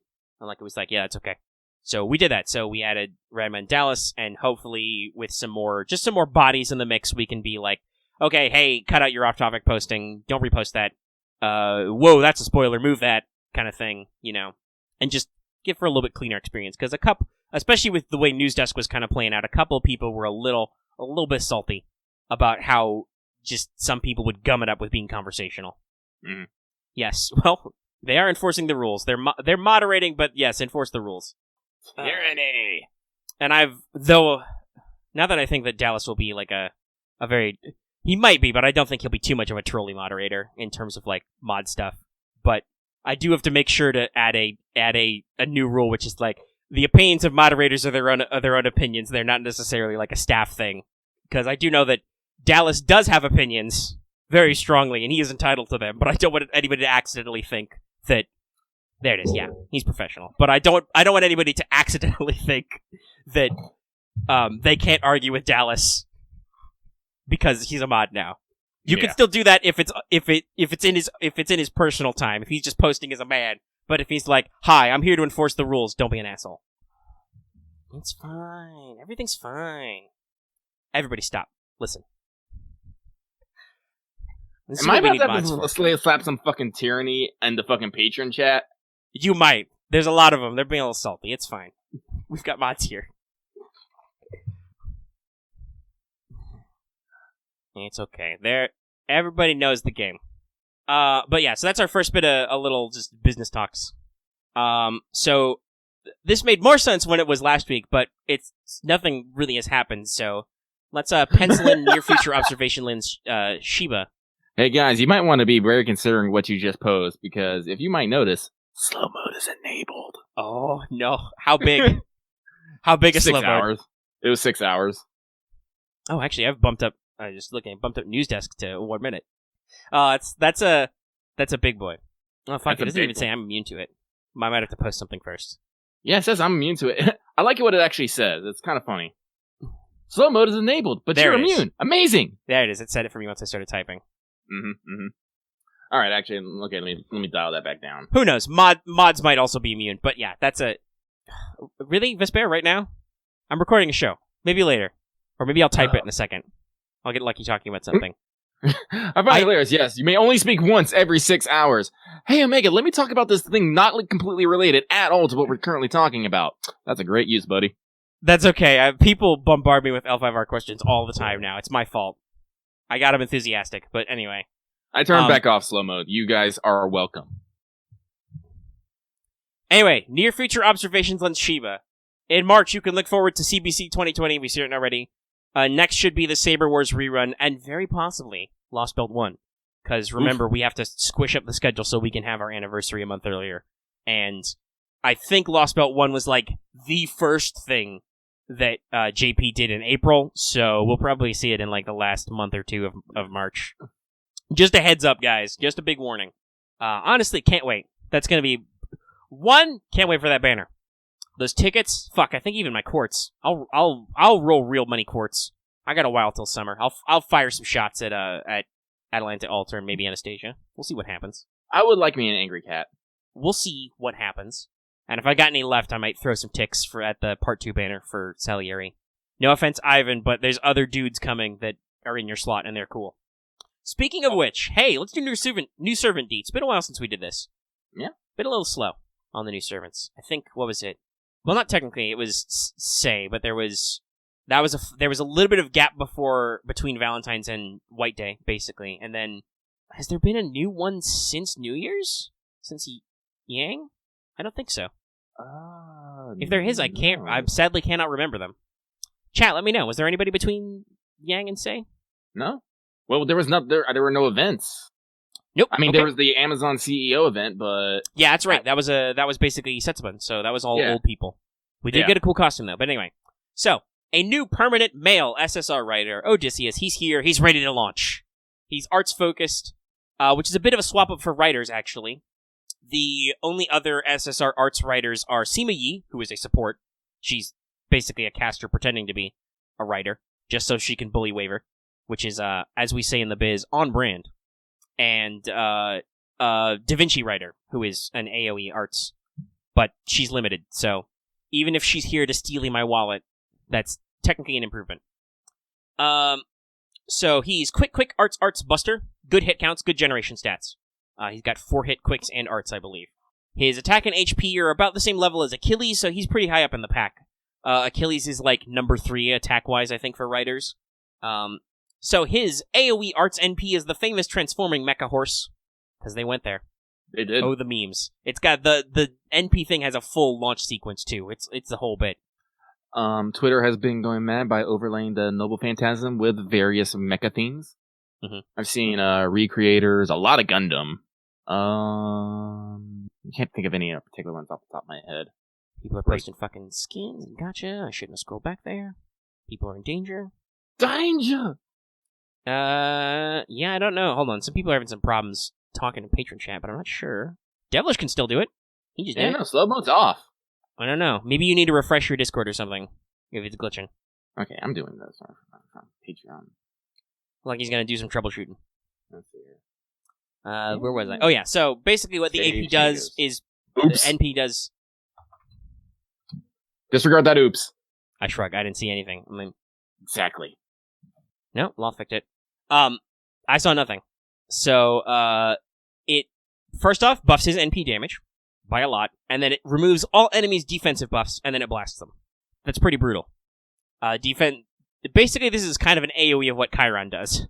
You can, defensive buffs includes evades, invuls, actual defense up, damage cut, and I believe also is stuff like, debuff resistance, death resistance, shit like that. It's nasty. And it's an AoE, and it happens like second, I think, technically, but still. It's a big deal. By the way, if you're curious, why is the horse a robot? It's because it has been combined with his divine armor, the Aegis, which is also why he's kind of a Common Raider guy. So now it's a divinely armor-plated horse. Sorry, I'm looking at Twitter and someone got a package of a lanyard with Romani's ID card on it. Oh, yeah, there's some pain. There's some painful stuff going on. Yeah, pain. Oh, hey, Red Juice posted some kicking. That's the artist for Odysseus, by the way. Yeah, I just retweeted that. Yeah. I'm letting the world know. I'm letting the world know it happened. Mm-hmm. Lucky retweeting a lot of things while I'm expositing. You're talking a lot, so I'm just being on Twitter. That happens. Mm-hmm. Okay. Okie dokie, Dr. Jones. Where was I? I need to tab over back to the thing. Skills. First skill is a 10 to 20% team arts and quick buff for 3 turns, and it slaps taunts on 2 targets. Technically, I think this can be any 2 targets, or just you pick the one who doesn't get taunted, but it might also be that just Odysseus does it for both non-Odysseus members of your party. I'm not sure. I'd need to watch a demonstration or something, maybe. Just going off wiki translations. For 3 turns. So that's pretty useful. Like, sometimes the problem with taunting on somebody else is that they get bullied pretty hard. This means that basically it's just you have somebody who is negative bullied. They're nega bullied. And Team Arts and Quick isn't bad. Second skill is a 20 to 30% NP battery and a big star weight buff for 1 turn. Goes up to 1,000%, so he will get stars even if you have other riders. It also makes him immune to charm for 5 turns, because lore. And his final skill is the Aegis. It is 1 turn of invul, 1 turn of 50 to 100% buff removal resistance, and 20 to 30% defense up for 3 turns. And technically this should be a Noble Phantasm, but it's a skill. So, because Athena thinks Odysseus is super cool, he gets Divine Armor and Shields, aka is a mecha pilot. Passives are Magic Resistance B and Riding B, and the unique Protection of Hermes B, which gives him 10% arts up, so it's kind of like a territory creation, and also makes him immune to the pig debuff. That's right, Odysseus is a hard counter for Kirky, which is very interesting. Okay, you pick one. So that's pretty solid. All in all, he's not super flashy, but he's a pretty solid member of Team Stall and can work comfortably with other riders if needed. Plus, he has some pretty unique tricks. Like, the default, his self-NP up is overcharge-based, you know? The default is 30%, so that's a pretty big steroid considering that he's also going to have preferably he will have arts up, you know, most of the time, you know, 10 to 20%. He has a passive 10%, and he can, hopefully, because it's on your battery, he's doing like an NP arts turn, and he can get some big charge back. Nice. And hopefully loop, but also, he really softens up the way for other people on your team, you know, because that remove defensive debuffs is great. It's, you know, like Amakusa tier shit. Yes, that's a good point. He could mesh well with Sima Yi Renez if you have her because of the fact that she's basically a writer who's secretly a support caster, and they have similar decks. Like, will he? You know, we're doing a couple years of pre-prediction. Will he outslap the Drake you already have? Maybe not. He can fire off more NPs, that's for sure, probably. But I think he's firmly meant to be enduring. He's got a decent amount of HP. He's got tanking skills. He's meant to last a while. And we've kind of talked about this before with both Quick and Arts. Those are both abilities that require multiple turns to pay off, because the whole point of Arts generating more NP is so that you can NP again, but you have to do it at multiple setups. Lucky also, I'm pretty sure, ghosted at least once, maybe twice in there. Yeah, I did. Can you not hear me? Pop in and out of connection. No, I got you. I know you're in there sometimes, but you were also out of there sometimes. Yes. But yeah, so Odysseus is cool, and we've talked about this. Lucky's excited to do some wanted next year and in a couple of years. I'm happy for this. I could do this wanted today, but I won't because that would be dumb. That would waste the clairvoyance of wanted. It would. But like I'm super hyped. Look forward to that wanted in 2 years if we're still doing this and we haven't died of coronavirus, because I will have some fun with that one. Mm-hmm. Boy howdy. Honestly, like if you want my personal opinion, Odysseus is real cool. I like what they've done. Like, yes, it's a little on the nose that like, oh, his wooden horse is now a giant mecha horse, but I'm like, I don't care. That's cool. That's cool. I mean, like honestly, when you think about it, Odysseus is literally the big dick swinging of Greek heroes. He's one of the few that actually succeeds. And I appreciate that literally his second skill is the fact that he really just wants to go home and fuck his wife. Like, I love that. I'm sorry. I know that's his point. He has a hard charm immunity for 5 turns. He could just be like, no, I want to go home. You say that, but he still stops a lot of places and fucks a lot of women. Well, yeah. And obviously you could be like, oh, there was a double standard of fidelity, but also a lot of those women were magical too. Like, looking at you, Kirky. Calypso, the sea goddess, wants to bang. It's like, well, what can you do? You literally can do nothing. He's shipwrecked on a fucking island again. He can't go home. The gods literally have to go to Calypso and be like, hey, we need you to stop banging Odysseus and give him up. He's got places to be, okay? It's fate. Like, Athena has to keep going around to these thoughts houses and just be like, give him up, give him back. He's got places to go.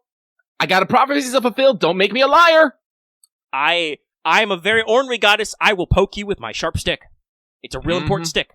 All right, I got like 30 suitors to slay. Put him on a boat. He's got places to be. And also, they could still, like, obviously it's the very obvious things you could do for Odysseus, but there's still room in there for an alternate. They could make him an archer if they want to. because he was a bowman classically, but a lot of people know him for the Trojan horse thing, so that's, obvious. Honestly, I think my first actually notice of Odysseus was him putting the string on his bow and shooting how many axe handles? I can never remember the number. It's a lot. It's a lot, but that's 7. He shoots through 7 axes in a row. Yeah. Precisely. But that's what I always attributed Odysseus to, and that's why I'd be like, yeah, an archer. I always forget he was the Trojan horse. Yeah, he came up with the Trojan horse plan. That's his first skill, is insight of the cunning general. He was a smarty pants general. Mm-hmm. Yeah, he was the Trojan horse guy. He thought the war was basically over. All the cool punchman heroes died. Like Hector died, Achilles died, all that stuff. And they were like, fuck, we can't go back yet. What are we gonna do? And so Athena liked Odysseus because he was a smarty pants and was like, so he came up with an idea. He was like, I got it. Okay, here's what we do. Give me 30 of your hardest core motherfuckers. We're gonna build a giant horse because horses are sacred to the Athenians and the Trojans. We're gonna hide those hardcore motherfuckers in the horse. We'll push it up to their gates. We'll tell the Trojans, okay, you win. We're gonna fuck off and go home. Bye. We get in our boats, and then we wait for night, and then those 30 guys pop out of the horse. They open the gates. We're done. We can go home. Because I just want to go home, and I want to fuck my wife, and I want to see my son. Poor Cassandra. I've been here for God, I don't remember how long the Trojan War was, but it was multiple years. Odysseus pretended to be a crazy guy just so he didn't have to go, and they still made him go because there was a prophecy and shit. Yeah, 10 years, it was long. He literally didn't see his son or his wife for that entire time. And then he wastes another 10 years getting lost at sea just because he couldn't not flip the bird at Poseidon one last time. Oh, again. Always, every time I think about the Trojan horse, I always think about Cassandra, who tried to burn it down, but they stopped her. And I'm pretty sure Odysseus was just like, oh, thank God. Just thinking, he's just looking up and like, Athena, don't fuck me on this one. Oh, no, thank God. She was cursed. Great. Because in case you don't know, Cassandra is that's why they have the Cassandra truth term. She was the one who was cursed to always know the truth, but nobody would believe her. Mm-hmm. I think Apollo gave her the power of future sight after they banged, but then she was like, Apollo, this sucks. He was like, okay, nobody will believe you. And then she was like, peace, bitch. Apollo is a fucker. You think Artemis is kind of loopy with her weird choking Orion out animations and turning him into a bear and stuff. Apollo is also kind of an asshole. If you want to talk about people who are the least asshole, Athena's decently up there. Depending on the myths, she may or may not have turned people into things or just killed people. But usually she's just she's a lawful good deity. She's just she's vengeful. She'll fuck your shit up. Oh, hey, Vesper composed again. We fixed all that. I also know it was why are all my crewmen pigs, which is a great meme. But Athena is just she's just trying to do her job. It's weird. I don't know. If I was to say my favorite Greek god bros, it'd be Dionysus, Hephaestus, and Hades. Yeah, Hephaestus and Hades are pretty job-doing. Part of that is just because Hephaestus is literally a cuck, but he was like, hey, I built a net of bronze. Here's my brother Ares and my wife Aphrodite banging, just so you know. And everybody thought that was hilarious. And they were like, cool story, bro. And Hephaestus was like, well, I'll just go back to making cool shit. And Hades was just like, well, I have a job. Could use a wife. Yeah, but that's just divinity. Yeah, the whole divinity and divine, historically, that's really, really weird. The Bible's full of incest. The Egyptians are full of incest. Yeah, literally Hera and Zeus are fucking siblings. Yes. Literally. They are literally divine siblings, but also they're divine, so it doesn't matter, I guess? I'm not sure. That's a different thing to unpack, but I'm getting surprisingly hungo, and we got a lot of stuff to go through. So, I lost the pun. But yeah, I love what they've done with Odysseus. It's a little basic, bitch, but they can still do different weird stuff later. And also, he's a giant robot man, and that's cool. He's a cool guy. I'm gonna roll for him. Do it! I'm gonna roll for him. I'm gonna roll for Achilles and Chiron later. They're permanent. They're both permanent, and Achilles is permanent too, so that's good. I appreciate, one, that they're expanding roles, and two, that they're making them permanent. People do feel a little bit bad for Europa, though, because she's an arts buster writer with a buster AoE, and she doesn't unfortunately do a whole lot to stand out. I do think they combo well because she is part arts, and her NP is 50% defense up on herself for one turn, so she can take being taunted by Odysseus. Like Well, Odysseus play slapped that the song taunt on right her, and now. she can take those hits. Yes, Europa is super mom. I am rolling for her so I can just add her to the Chaldea's parent association. Mega Granny. Also, her robot is even more huge. He like Odysseus has like a nightmare frame Gundam-sized robot. She's got like fucking Big O. Like, Talos is huge. He is a huge boy. If I gotta check what everything's around that time, but if nothing else, yes, I will roll for Super Orion because he makes me like not so much for meta, just because he makes me fucking laugh. Honestly, he's a cool guy. That's is he on the same banner as Europa? He might be. Are they in rotation? I'd have to double check. That's a couple years out, but there's not a who was Christmas? Who was Christmas this year in Japan? In Japan, it was Nightingale and Saber Astolfo. Saber Astolfo, that's right. I'm like, yeah, I don't need to roll on that. I'll get my free Nightingale. Astolfo's okay, but I'm not. That's not something I need to roll for. So I could throw some cheddar at Lost Belt 5. I gotta keep some in the tank though for Team Tentacle Squad. Sorry, someone posted the Mighty Morphin Power Rangers theme song, and I am jamming right now. Yeah, I'll be back. Yeah, you are. I can't, but they rotate on the same banner. Yeah. But yeah, so he's cool, and I want him. I like my Greek heroes, and I like that they are actually they're honestly not subverting a lot of classical Greek heroes. You know, right? Not really. Other than the fact that Paris is a Shota, but that's also because they're showing off how weird Apollo is, and that's like Orion got the same treatment, but hey, maybe someday we'll get Super Paris. You never know. Yeah, like, I'm actually Lost trying Belt, to think Lost Belt about 5 it. Part 2 should be soon. We got Hector. He's cool. He's got an animation update. We got Achilles. We got Odysseus now. Atalante Herc. and Atalante. We got Jason now. And honestly, Jason's a little bit of a joke, but not too much a joke. Yeah, but also at the same time, he is actually not that in terms of servants, he's not that impressive. Like, he's strong enough to pull a couple bulls. He knows how to fight with a sword. He was always a leader type character, though. Yeah, he was the leader of the Argonauts, which works perfectly for him as a character because he has that special buff. Yeah. Like that's his thing, is that he is a king denied his country, so that's what his build is. And he's okay. Like there's some fucked up shit with Medea, but also that's not his fault because like he was an asshole to her, but also there was some divine cursing basically involved because they had to array, much like how Odysseus had to get home, they had to make Jason the king, so they had to fuck some shit up. Mm-hmm. Though I should remind you that the reason why Medea is considered a scary lady is, besides what she did to her little brother, is that she defeated Talos. Like that I know that can't work because of the way that class advantage worked. Well, that was after the revenge. Is the classic Medea witch of betrayal thing. But I'm just saying, like, she was a scary lady because she beat Talos 1v1. I believe technically she either put him to sleep or put an illusion over him, probably an illusion because he's a giant robot, and pulled the nail out of his leg, which made him bleed all his blood out. It's cool. Greek mythology is cool, and it's just I'm just thinking about we have they're really covering because we still have Asterios the bull. Mm-hmm. We have Kirky. We got Gorgon. Though hey, Gorgon. where's Cryosaur? Chrysaor? I gotta double check where those continents are. The golden one, our Gorgon face. Yeah. Perseus is probably a good choice. There's two of him. I think Perseus. I say I like my lore, but I'm definitely not as good as Greek lore as you are. Oh, where's our Orpheus? Yeah, Orpheus needs to be in there. Yeah. We've got Asclepius now. Let's do Orpheus. It might be a little awkward, but we could see we could do Theseus. Also, where's Ariadne? You know, Asterius' sister.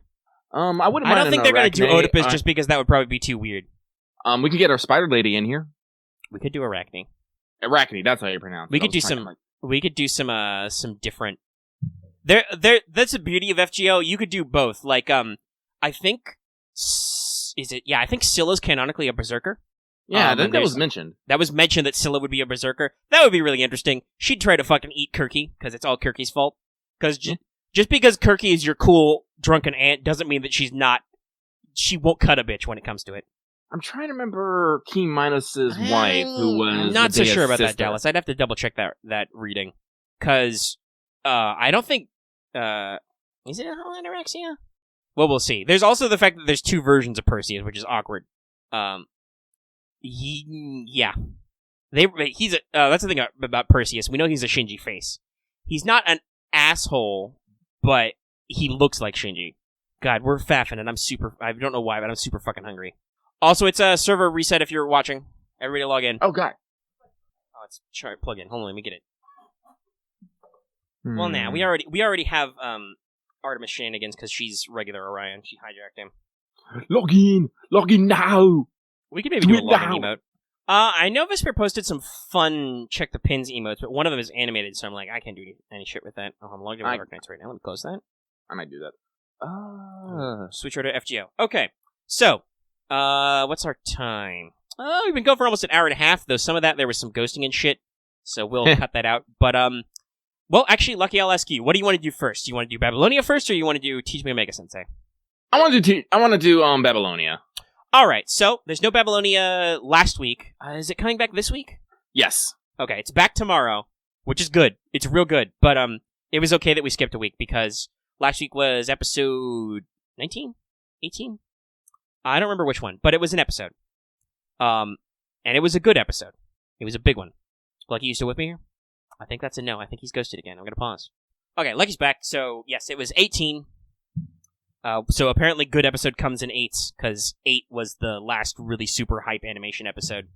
But first, we have some plot stuff. So, I rewatched the episode, but I still skimmed through this part, but we got a couple different scenes that are exposition. So, number 1, the cold open is Enkidu looks over Uruk and is like, this is the last night. Fucking edgelord. Kingu Enkidu is like, I'm dying, everybody's gonna die, shit sucks. OP. So first we get a very, very important scene. It's Gil in the throne room talking to Team Chaldea, and Mash and Fujimaru are super sad. But he's like, no, dog, you don't realize. When I saw the future, I only saw me. So even though it's entirely possible that all these people are going to die, don't think of it like there's only 500 people left. Think of it as you saved 500 lives, which is a very powerful moment in Babylonia, which I think really helps keep everybody together, keeps everybody hopeful. And it's true. Like, that's the thing you got to think about. It's not that there's only 500 people left. There could have been no people left. Again, like, I keep saying this, but Babylonia Caster Gil has really redeemed Gil in my eyes as a character. Yeah, it's because it's Gil after, it's post his hero's journey, so he is the wise king. He's still a bit of an asshole, but he's an asshole in moderation because he understands what people need from him, basically. He understands how to rule. He learned about being human. Yes. That's a big theme of the Epic of Gilgamesh, is understanding your own mortality and how to exist in the world and not be an asshole. So, we have that big scene. Then we have a very interesting scene, which I think is here because of some stuff that happens later, which is because of blocking, and maybe we'll talk about it when we get there. Or we could talk about it right now. There was a little bit of kiss for luck that Ketz had in the normal story that was skipped in this, probably because it didn't work with, like I said, with scene blocking, because she's riding her own giant dinosaur and flying through the fucking air punching people. So, instead we have an interesting scene where Fujimaru is tidying up and he talks with Ketz. And they talk about some stuff, and like they have a little bit of heart to heart, and then at the end she steps through the gate into the house, and we smash cut to Ishtar and Mash. And Mash says that Master was cleaning his room, but he's probably asleep by now, which everybody is like, whoa, that's super sus. And I agree. I understand fate. That's a very sus cutaway. Mana transfer. But Ishtar and Mash have a heart-to-heart about how, like, as befitting a goddess who's associated with war, she's just ready to scrap at all times. Like, she'll throw down. She don't give a fuck.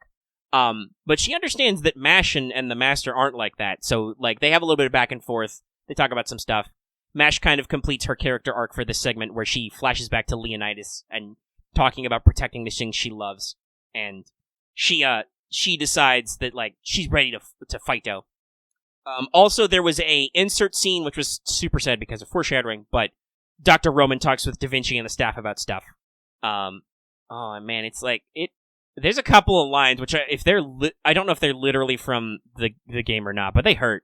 Like, Dr. Roman talks about, unlike geniuses like Da Vinci, he's just him, right? Like, he can't see the future. And I'm just like, he's just doing his best. I'm just like, no, my heart. It hurts. Luckily, we don't have to deal with that heartbreak. We don't have to deal with that heartbreak in this anime, but damn, it hurt. But yeah, so then we get the big boy scene. Yeah, like I actually looked at this basically the 13-minute mark, like 13:30. It becomes a giant animation buff. Well, yeah, but we have the exposition first, right? Oh, the exposition first. Okay. Like first, Kingu Enkidu is dying on a cliff. He's literally running out of juice, and it's real heartbreaking because literally he tries to stand up and one of his fucking feet falls off, right? Like that kind of shit. But Gil shows up and is like, "Hey, yo, dog, your fucking corpse is cluttering my aesthetic," and Kingu is like, I don't want you to see me like this. This sucks. Like, don't you pity me? I'm not your Enkidu. I'm me. And he's just like, yeah, but you're also still Enkidu's body, so you should take better care of that. Oh, whoops, I've dropped my holy grail. Because he literally does that. He opens the gate, the cup falls out and rolls over to Kingu and gives Kingu his core back. And he's just like, listen, hey, you're a new you, basically. So you haven't learned this lesson yet, but it's somebody taught me that it's important to, like, do some shit while you're alive and stuff. So, hey, you can do whatever the fuck you want, but that's the whole point, right? So you go be you. You do you, whatever that means. Okay, bye. I gotta go help my city. It's a really cool and important scene for them to have. Because it's, helping to complete Kingu's character arc, and it shows how Gil has matured, right? He learned from his experience, which was he lost his best friend. It sucked. And actually, way back at the beginning of the show, we got some we got some teases for that, I think. You sure that scene? I don't know. So, after the Gil and Enkidu scene, which is, like we said, very heartfelt, we move to our last bit of exposition, which is basically the plan. So we're like, okay, we need to stop Tiamat, or we're gonna fucking die. What do we do? Well, I think it's Jaggerman who suggests, well, cats could do the thing. And they're like, oh, you still have the thing? And she's like, yes, I have the thing. We didn't break it. I can do it. All right, cool. We've got a plan. We're gonna bum rush through about 1 billion Lahamus, and we're going to burn up all the mud because Tiamat creates the mud so she can walk. She can't physically exist without the mud to support her. So if we cut off the mud, she has to stop moving, and we can wait for the underworld to open. Everybody got the plan? Okay, huddle, break. And then you mentioned this earlier. This is when the animation they just crank that knob, because I don't think it stops being silky smooth until the ending actually plays. Like, there's some close-up shots of Ishtar with her hair blowing in the wind. There's a lot of great action shots of Kets in motion.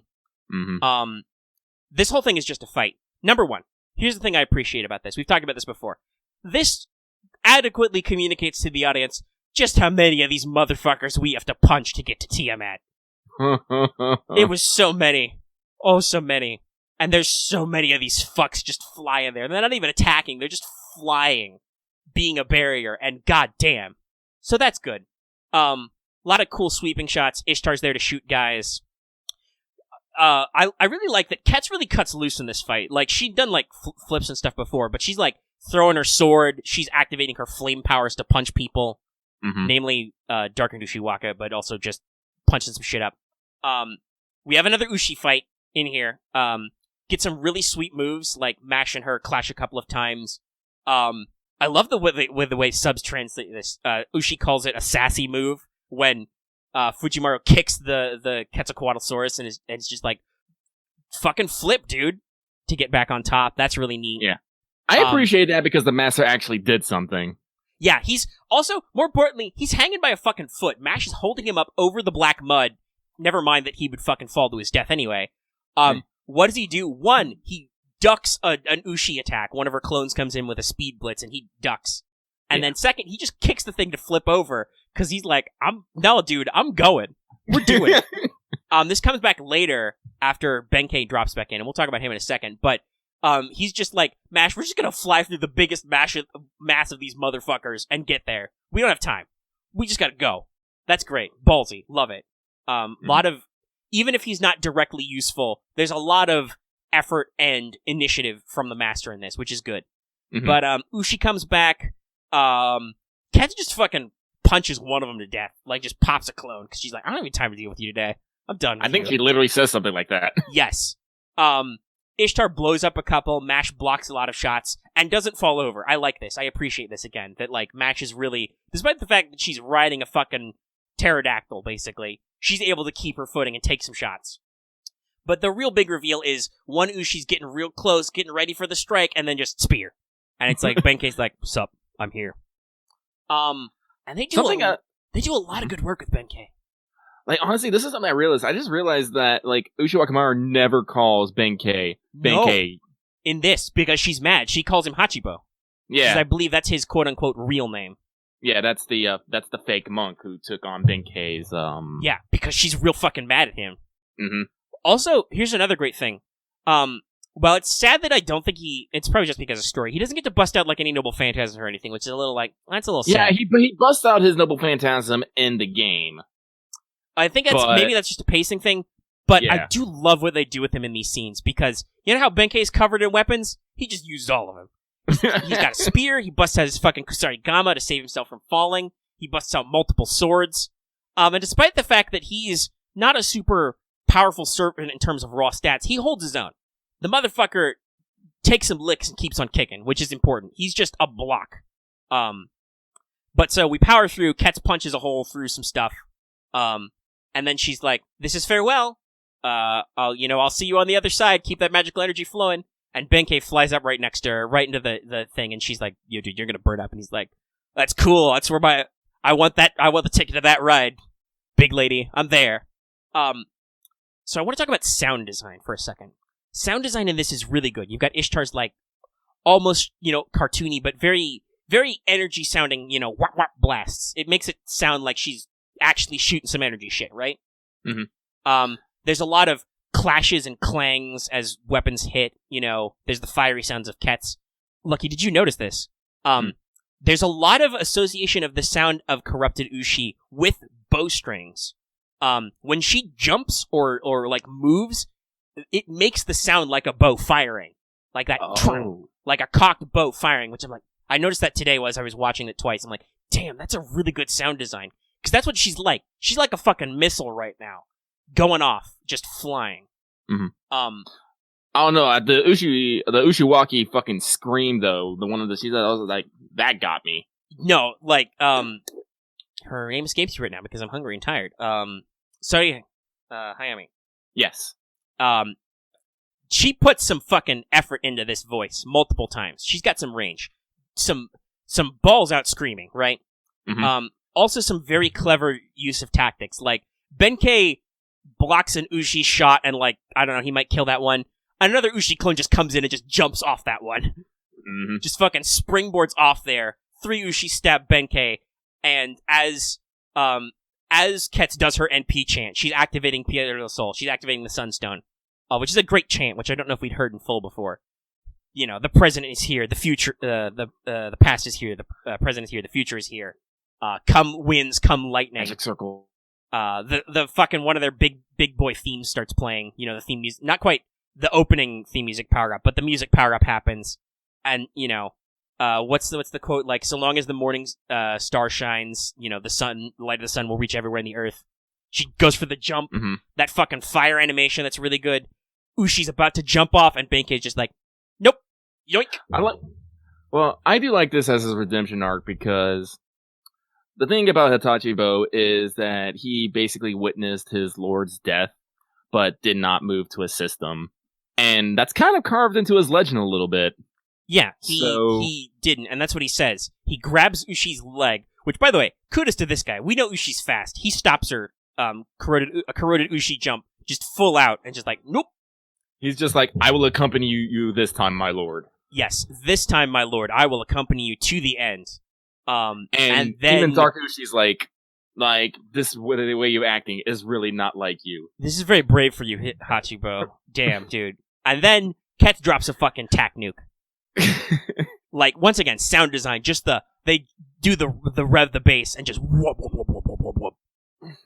Boom. It's literally like a nuke going off. They explain why the master doesn't die, because MASH is there. She shields you, so you don't explode and die. It burns away all the mud in a second, and then it looks like we're gonna win, guys. We've done it. Benkei dies, they do the whole, like, fade out thing. Ushi By the way, I love the way they do the lighting, because Ushi looks very light in this scene.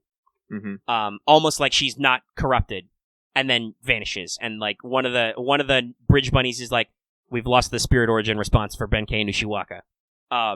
And just, Ketz brings the noise, brings the thunder, and it looks like it's gonna work. Tiamat falls over, she can't get up, she can't walk, and then in true kaiju movie fashion, she evolves. She does the thing you're not thinking.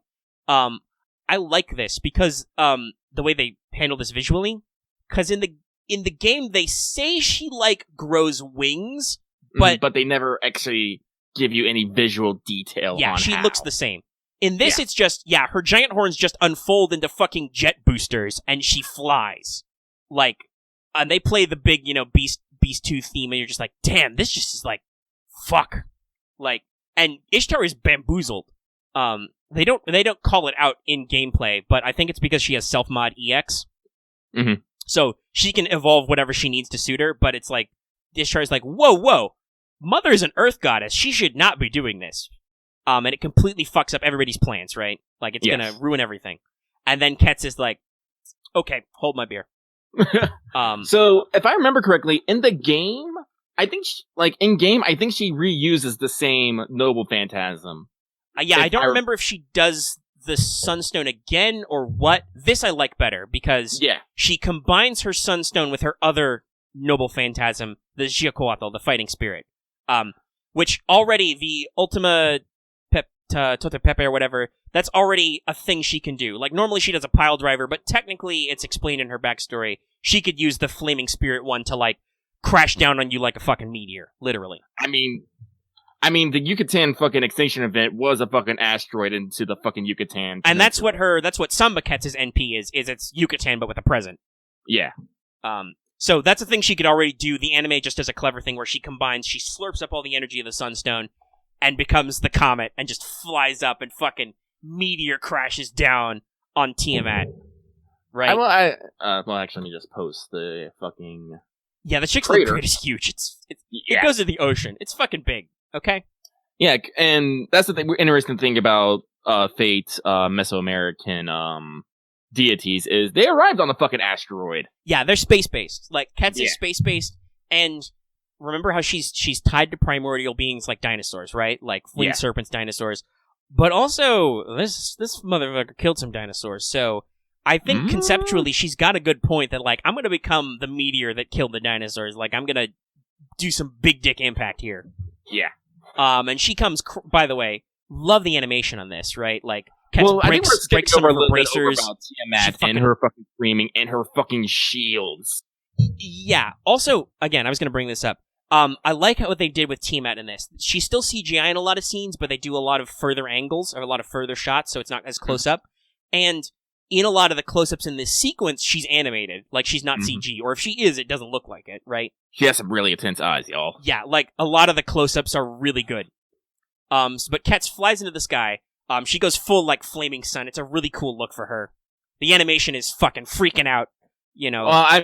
Sakuga frames everywhere. So, what was that, Lucky? Cool you roboted really hard there for a sec. What were you saying? Oh, wow. Lucky is... into her... Right. Please hold, audience. Lucky's having a robot moment. Robot? Yes, you're freaking out real hard. Hold on. Oh, God! Okay, I think you fixed it. Hey, I'm gonna disconnect and reconnect. Okay, he'll be right back. Do I feel bad? Am I better? Yeah, you're better. Sorry, for me, you were freaking out really hard, so the recording lost all that. Oh, shit. So, yes, please say what you said again. I was basically saying that when she started her second NP animation, like, she just took the Sunstone, all the energy in the area just kind of got sucked into that one moment. She literally goes Super Saiyan, fucking pieces of her armor just start breaking off, and she just leaps into the sky, and I'm just like, oh. Yeah, and you also see this. They, like, up the muscle definition on her arms as those break. Like, she's tensing up and just flies up and smashes in with a meteor drop kick. And more importantly, Tiamat just takes it. Like, Tiamat just looks up and screams and forms barriers of magical stuff. In multiple layers. So, Ketz tanks, like, the first two, but she can't break through the last. It's like, I'm not gonna do it. And then, what do? They remind you the Master's still there. Command Seal. Not even give Ketz power, give her more energy. He's like, bring Quetzalcoatl victory. I like the way he phrases his commands. Yeah, there's some good script writing in this. Mm-hmm. And then he does the fucking you can do it clench of his arm. And this juices up Ketz real good. She's real happy. And so she does a second drop kick. She drop kicks in her drop kick and explicitly calls out her other noble phantasm, Quetzalcoatl, her fighting spirit, and just starts smashing shields. She's like, I can do it. I can keep going. Tiamat gets a little mad because one of her horns cracks. It probably hurts a lot. It probably hurts like a bitch. And then Ketz breaks through and smashes down. Another big impact, crack the ground, wind everywhere. And then Tiamat's still there. She's still okay. I think she took a knee, but she's still up and alive. Mm-hmm. And everybody's like, holy shit, what are we gonna do? That didn't even visibly hurt her. Luckily, Master is on fucking top of this shit. No, the Master is like, no, excuse me. Ishtar, cover our flank. Mash, get ready to fucking rock and roll. We're gonna need you to soak up some damage. Doctor, I need you to analyze that injury. We have to try and force through, right? We have to keep going. We can't afford to stop in our tracks, is what he says.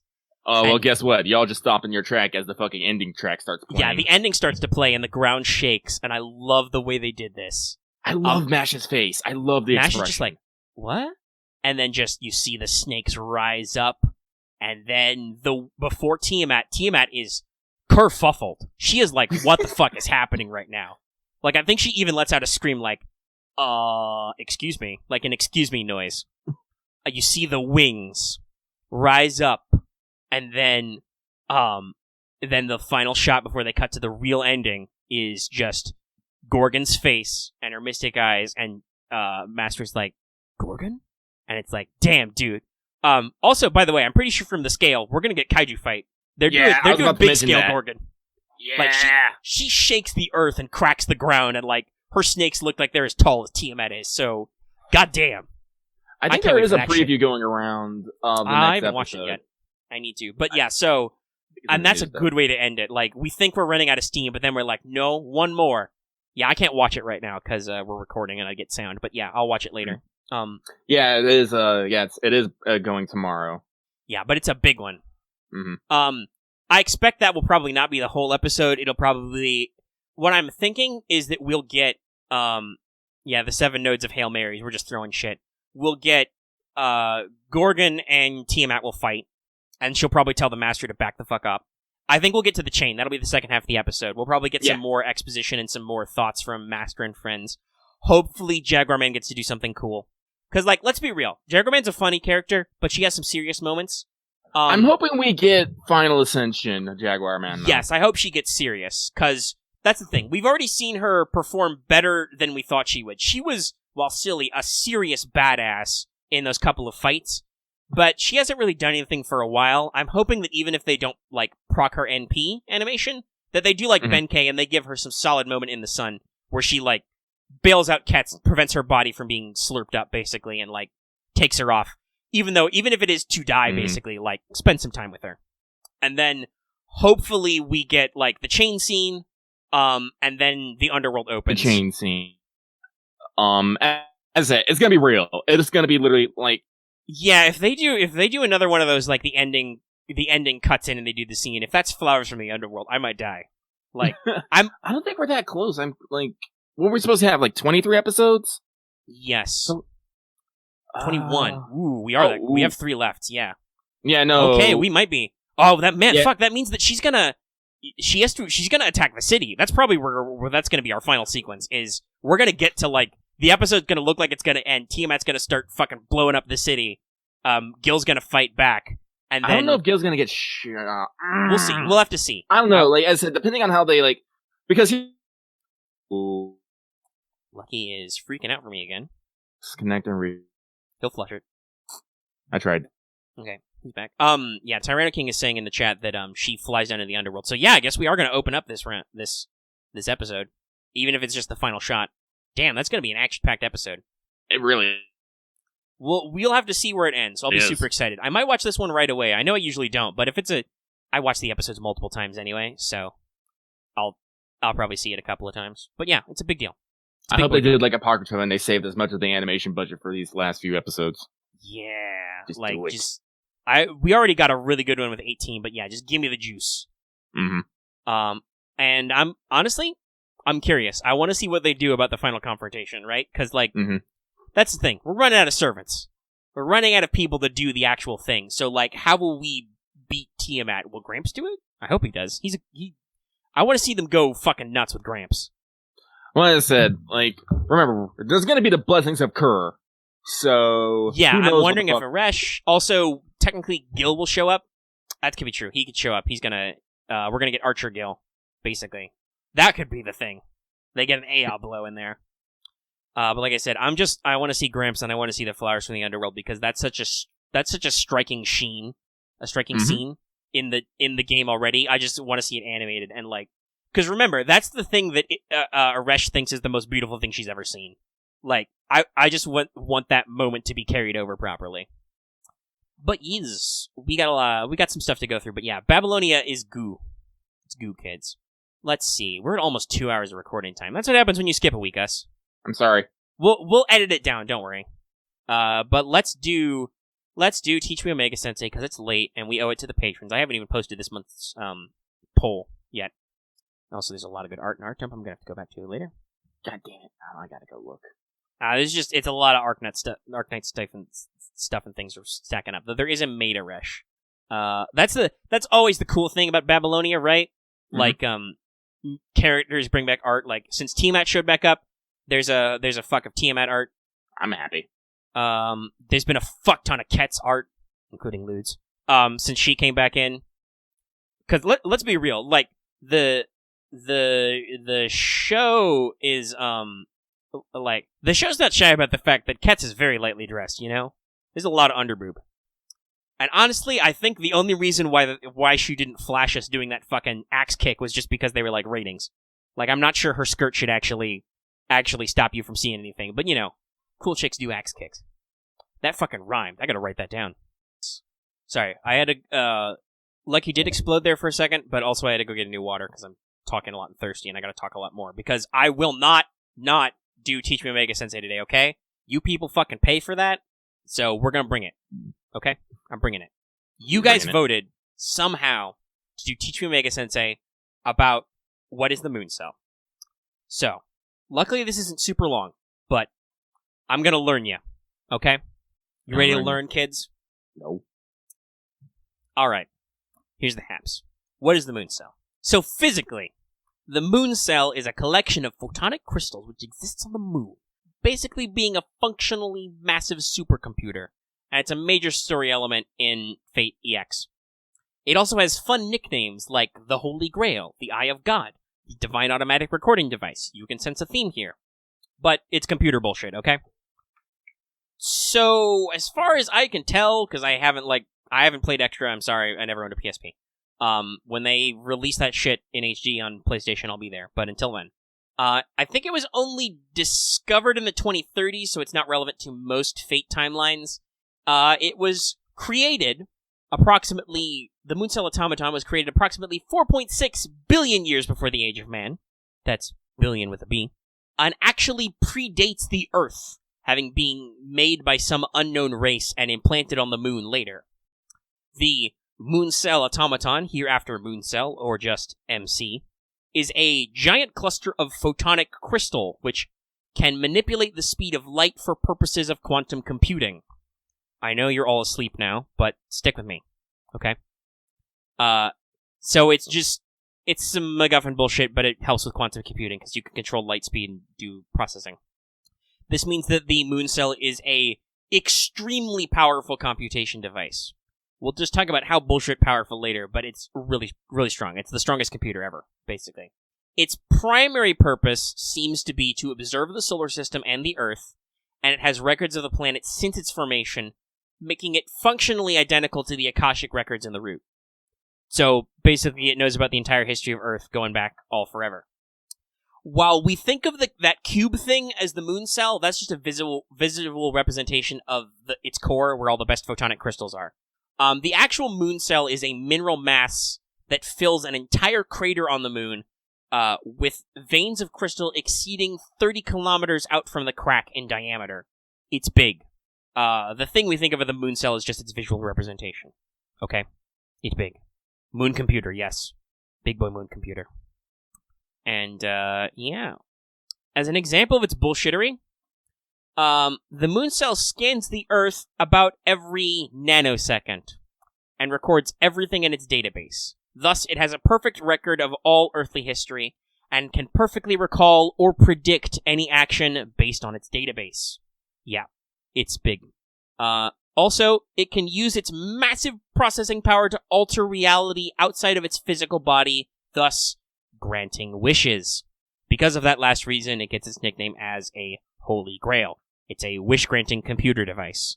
I don't know why crunching math really hard makes you able to alter reality, but that's a theme, so we'll let it pass. It just means that, honestly, I can understand it at the basis of basically everything in the universe is determined by mathematics. You just have to figure out the equation for it. Yeah, basically, I think that's what they're aiming for, is just like, this thing has so much brain power that it can just figure out how to brute force stuff.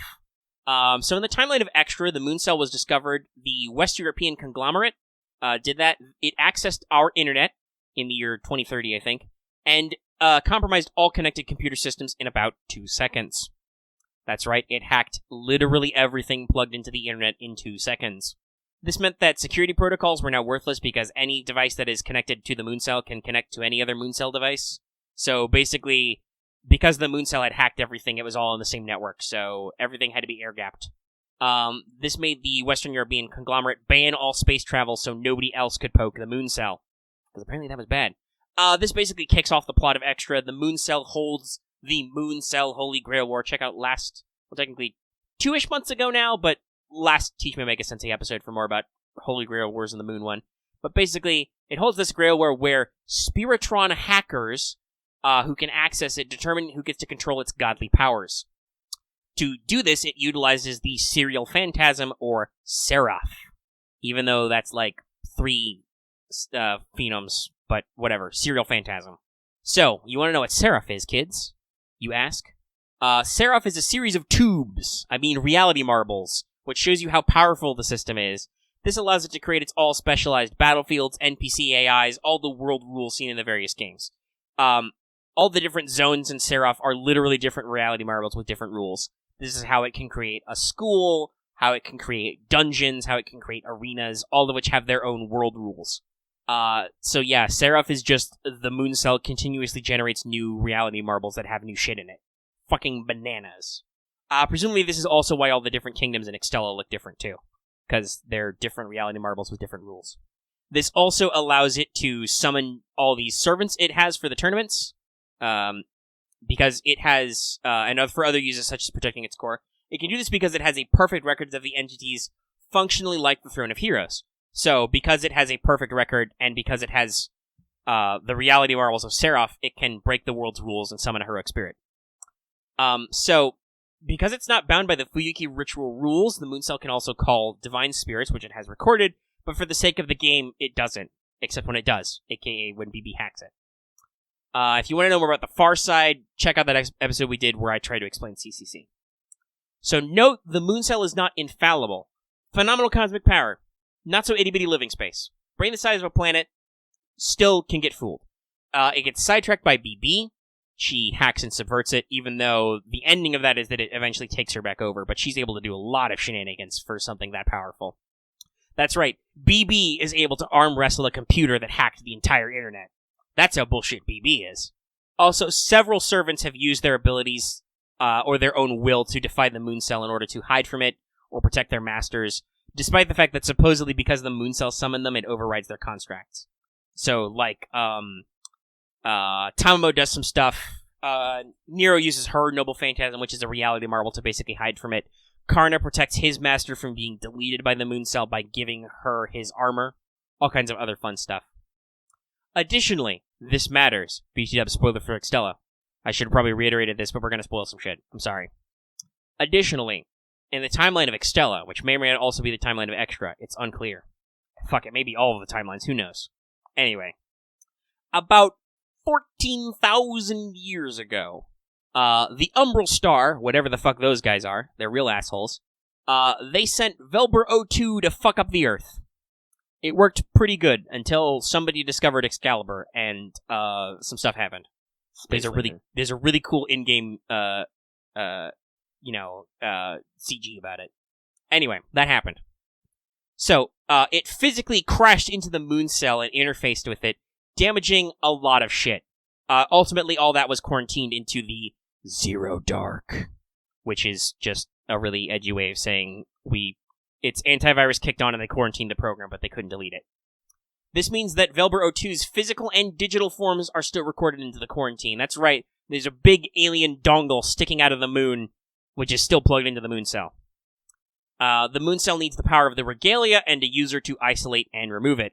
Basically, it needs you to win the tournament and give you godlike powers, so you can, it needs an admin, to delete those files. Making a lot of computer jokes now. This will probably be relevant if Extella ever gets a proper sequel, which it hasn't yet. It probably will. But we'll see sometime. I don't know. That's probably what Studio BB is doing.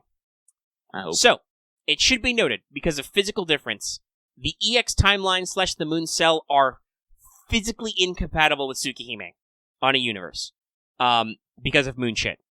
The Crimson Moon should not exist in the EX timeline. The fact that Arc appears in Extra is just fan service. She is not a local being. She's basically another dimension hopper. She is not like an entity recorded by the Mooncell. They physically cannot coexist. Because quite frankly, I'm pretty sure the way it's described, the Mooncell is actually mostly moon. It just looks normal in the EX timeline. Maybe. That's basically it. It's a big MacGuffin computer box. Since it's in the future and in its own timeline, it'll probably not directly show up in FGO other than when we had weird BB time slide shenanigans. But it's still got a lot of metaphysical stuff that I think matters to FGO, and you never know. They could project us into the future or some dumb bullshit. They did it once. Yeah, basically, time slide stuff. So it's... Mooncell is just, like I said, it's a... I think... While Nasu also likes his fantasy, he also likes some of his sci-fi plots. That's basically what this is. It's a really big sci-fi plot.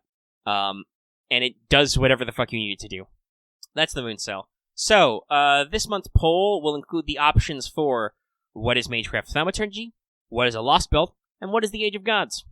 And I'll set that poll up after we're done recording and editing and stuff. So we have crossed the 2 hour, 10-minute mark. And, I think the show is done. We have any more extra faff? No, I'm just making sure I get Odysseus' tit window in this thumbnail. That's right, he does have a boob window. He does. Not just for women. True gender equality. Let's see here. Where's tool?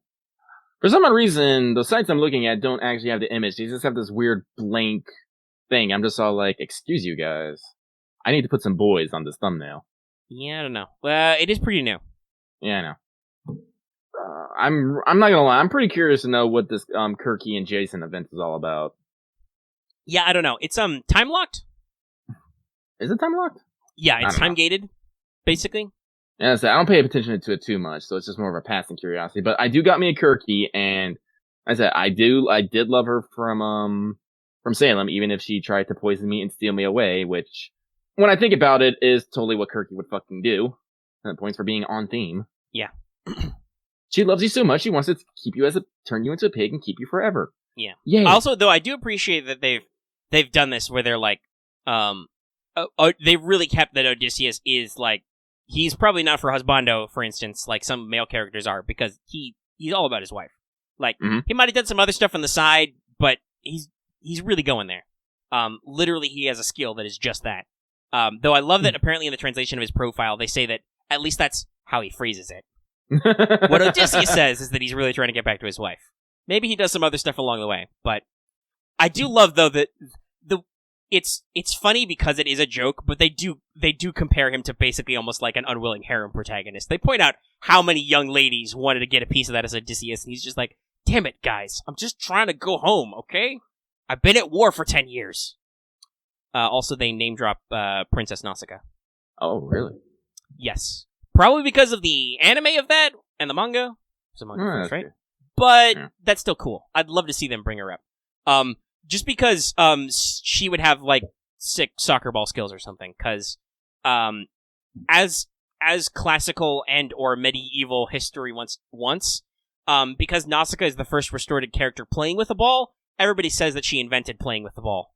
So, because literally she's playing a ball game with her maids, and they run into half-naked, half-drowned Odysseus on the shore. All of her maids run the fuck away, but the princess is like, yo, dog, are you alive? And he's like, yeah, I'm nobody, but I'm totally alive. And she's like, okay, cool, I'm gonna take it, go see my dad, the king. And he's like, cool, I think he's a friend. And then Odysseus gets another boat, and he gets some dudes, and he goes on his way. So clearly, Nausicaa, with her ball-kicking ability, will be an archer. You know it to be just true. like Sei? Yeah. Sei's got her, Kamari. yeah, mad Kamari skills. Oh, God, I got 2 of them done. I need a third one. Fuck. Yeah, I'm just gonna have to leave you to that. I think we're gonna wind on down. There's a weird political conversation going on in general. I'm not gonna touch that with just because we are a brand with thoughts and feelings. We're probably just not gonna get into that just because we don't want to make it. Oh, you're right. I could do the Arthur costume. That's a good idea. Let me see if it has. Again, I don't want to make you guys feel any weird feelings. I have my own opinions, which honestly would probably be in agreement with some of you. But I'm about just what? like, I don't want to get into it. You know. Oh. With the people, I'm like, let's not get into it. I'm talking to the audience right now. Oh, okay. Because there's a thing going on in general. If you want to be like, Lucky has political opinions in the middle of the night, you can bust in if you feel like it. I don't usually like to bust in. Oh, well, actually, I know what I do. Are you going to be like, hey, is everybody having fun in here? Does he need to bust in? I don't know. I think it's fine. They're keeping it civil, but it's just like, political conversations are very awkward in this day and age. Especially since it is an election year. That's going to be real fun. But that's a conversation for WhatsApp. That's where we talk about real life stuff. A lot. Alright. I'm going to let you guys go. This episode's been super long, but thanks so much for tuning in. As usual, if you're watching this on YouTube, be sure to like this video if you liked it, or dislike it if you don't. I don't know. If you have any comments, leave them in the comment section down below. We'll probably answer any that are relevant, or at least I'll give you a like, or whatever, thumbs up.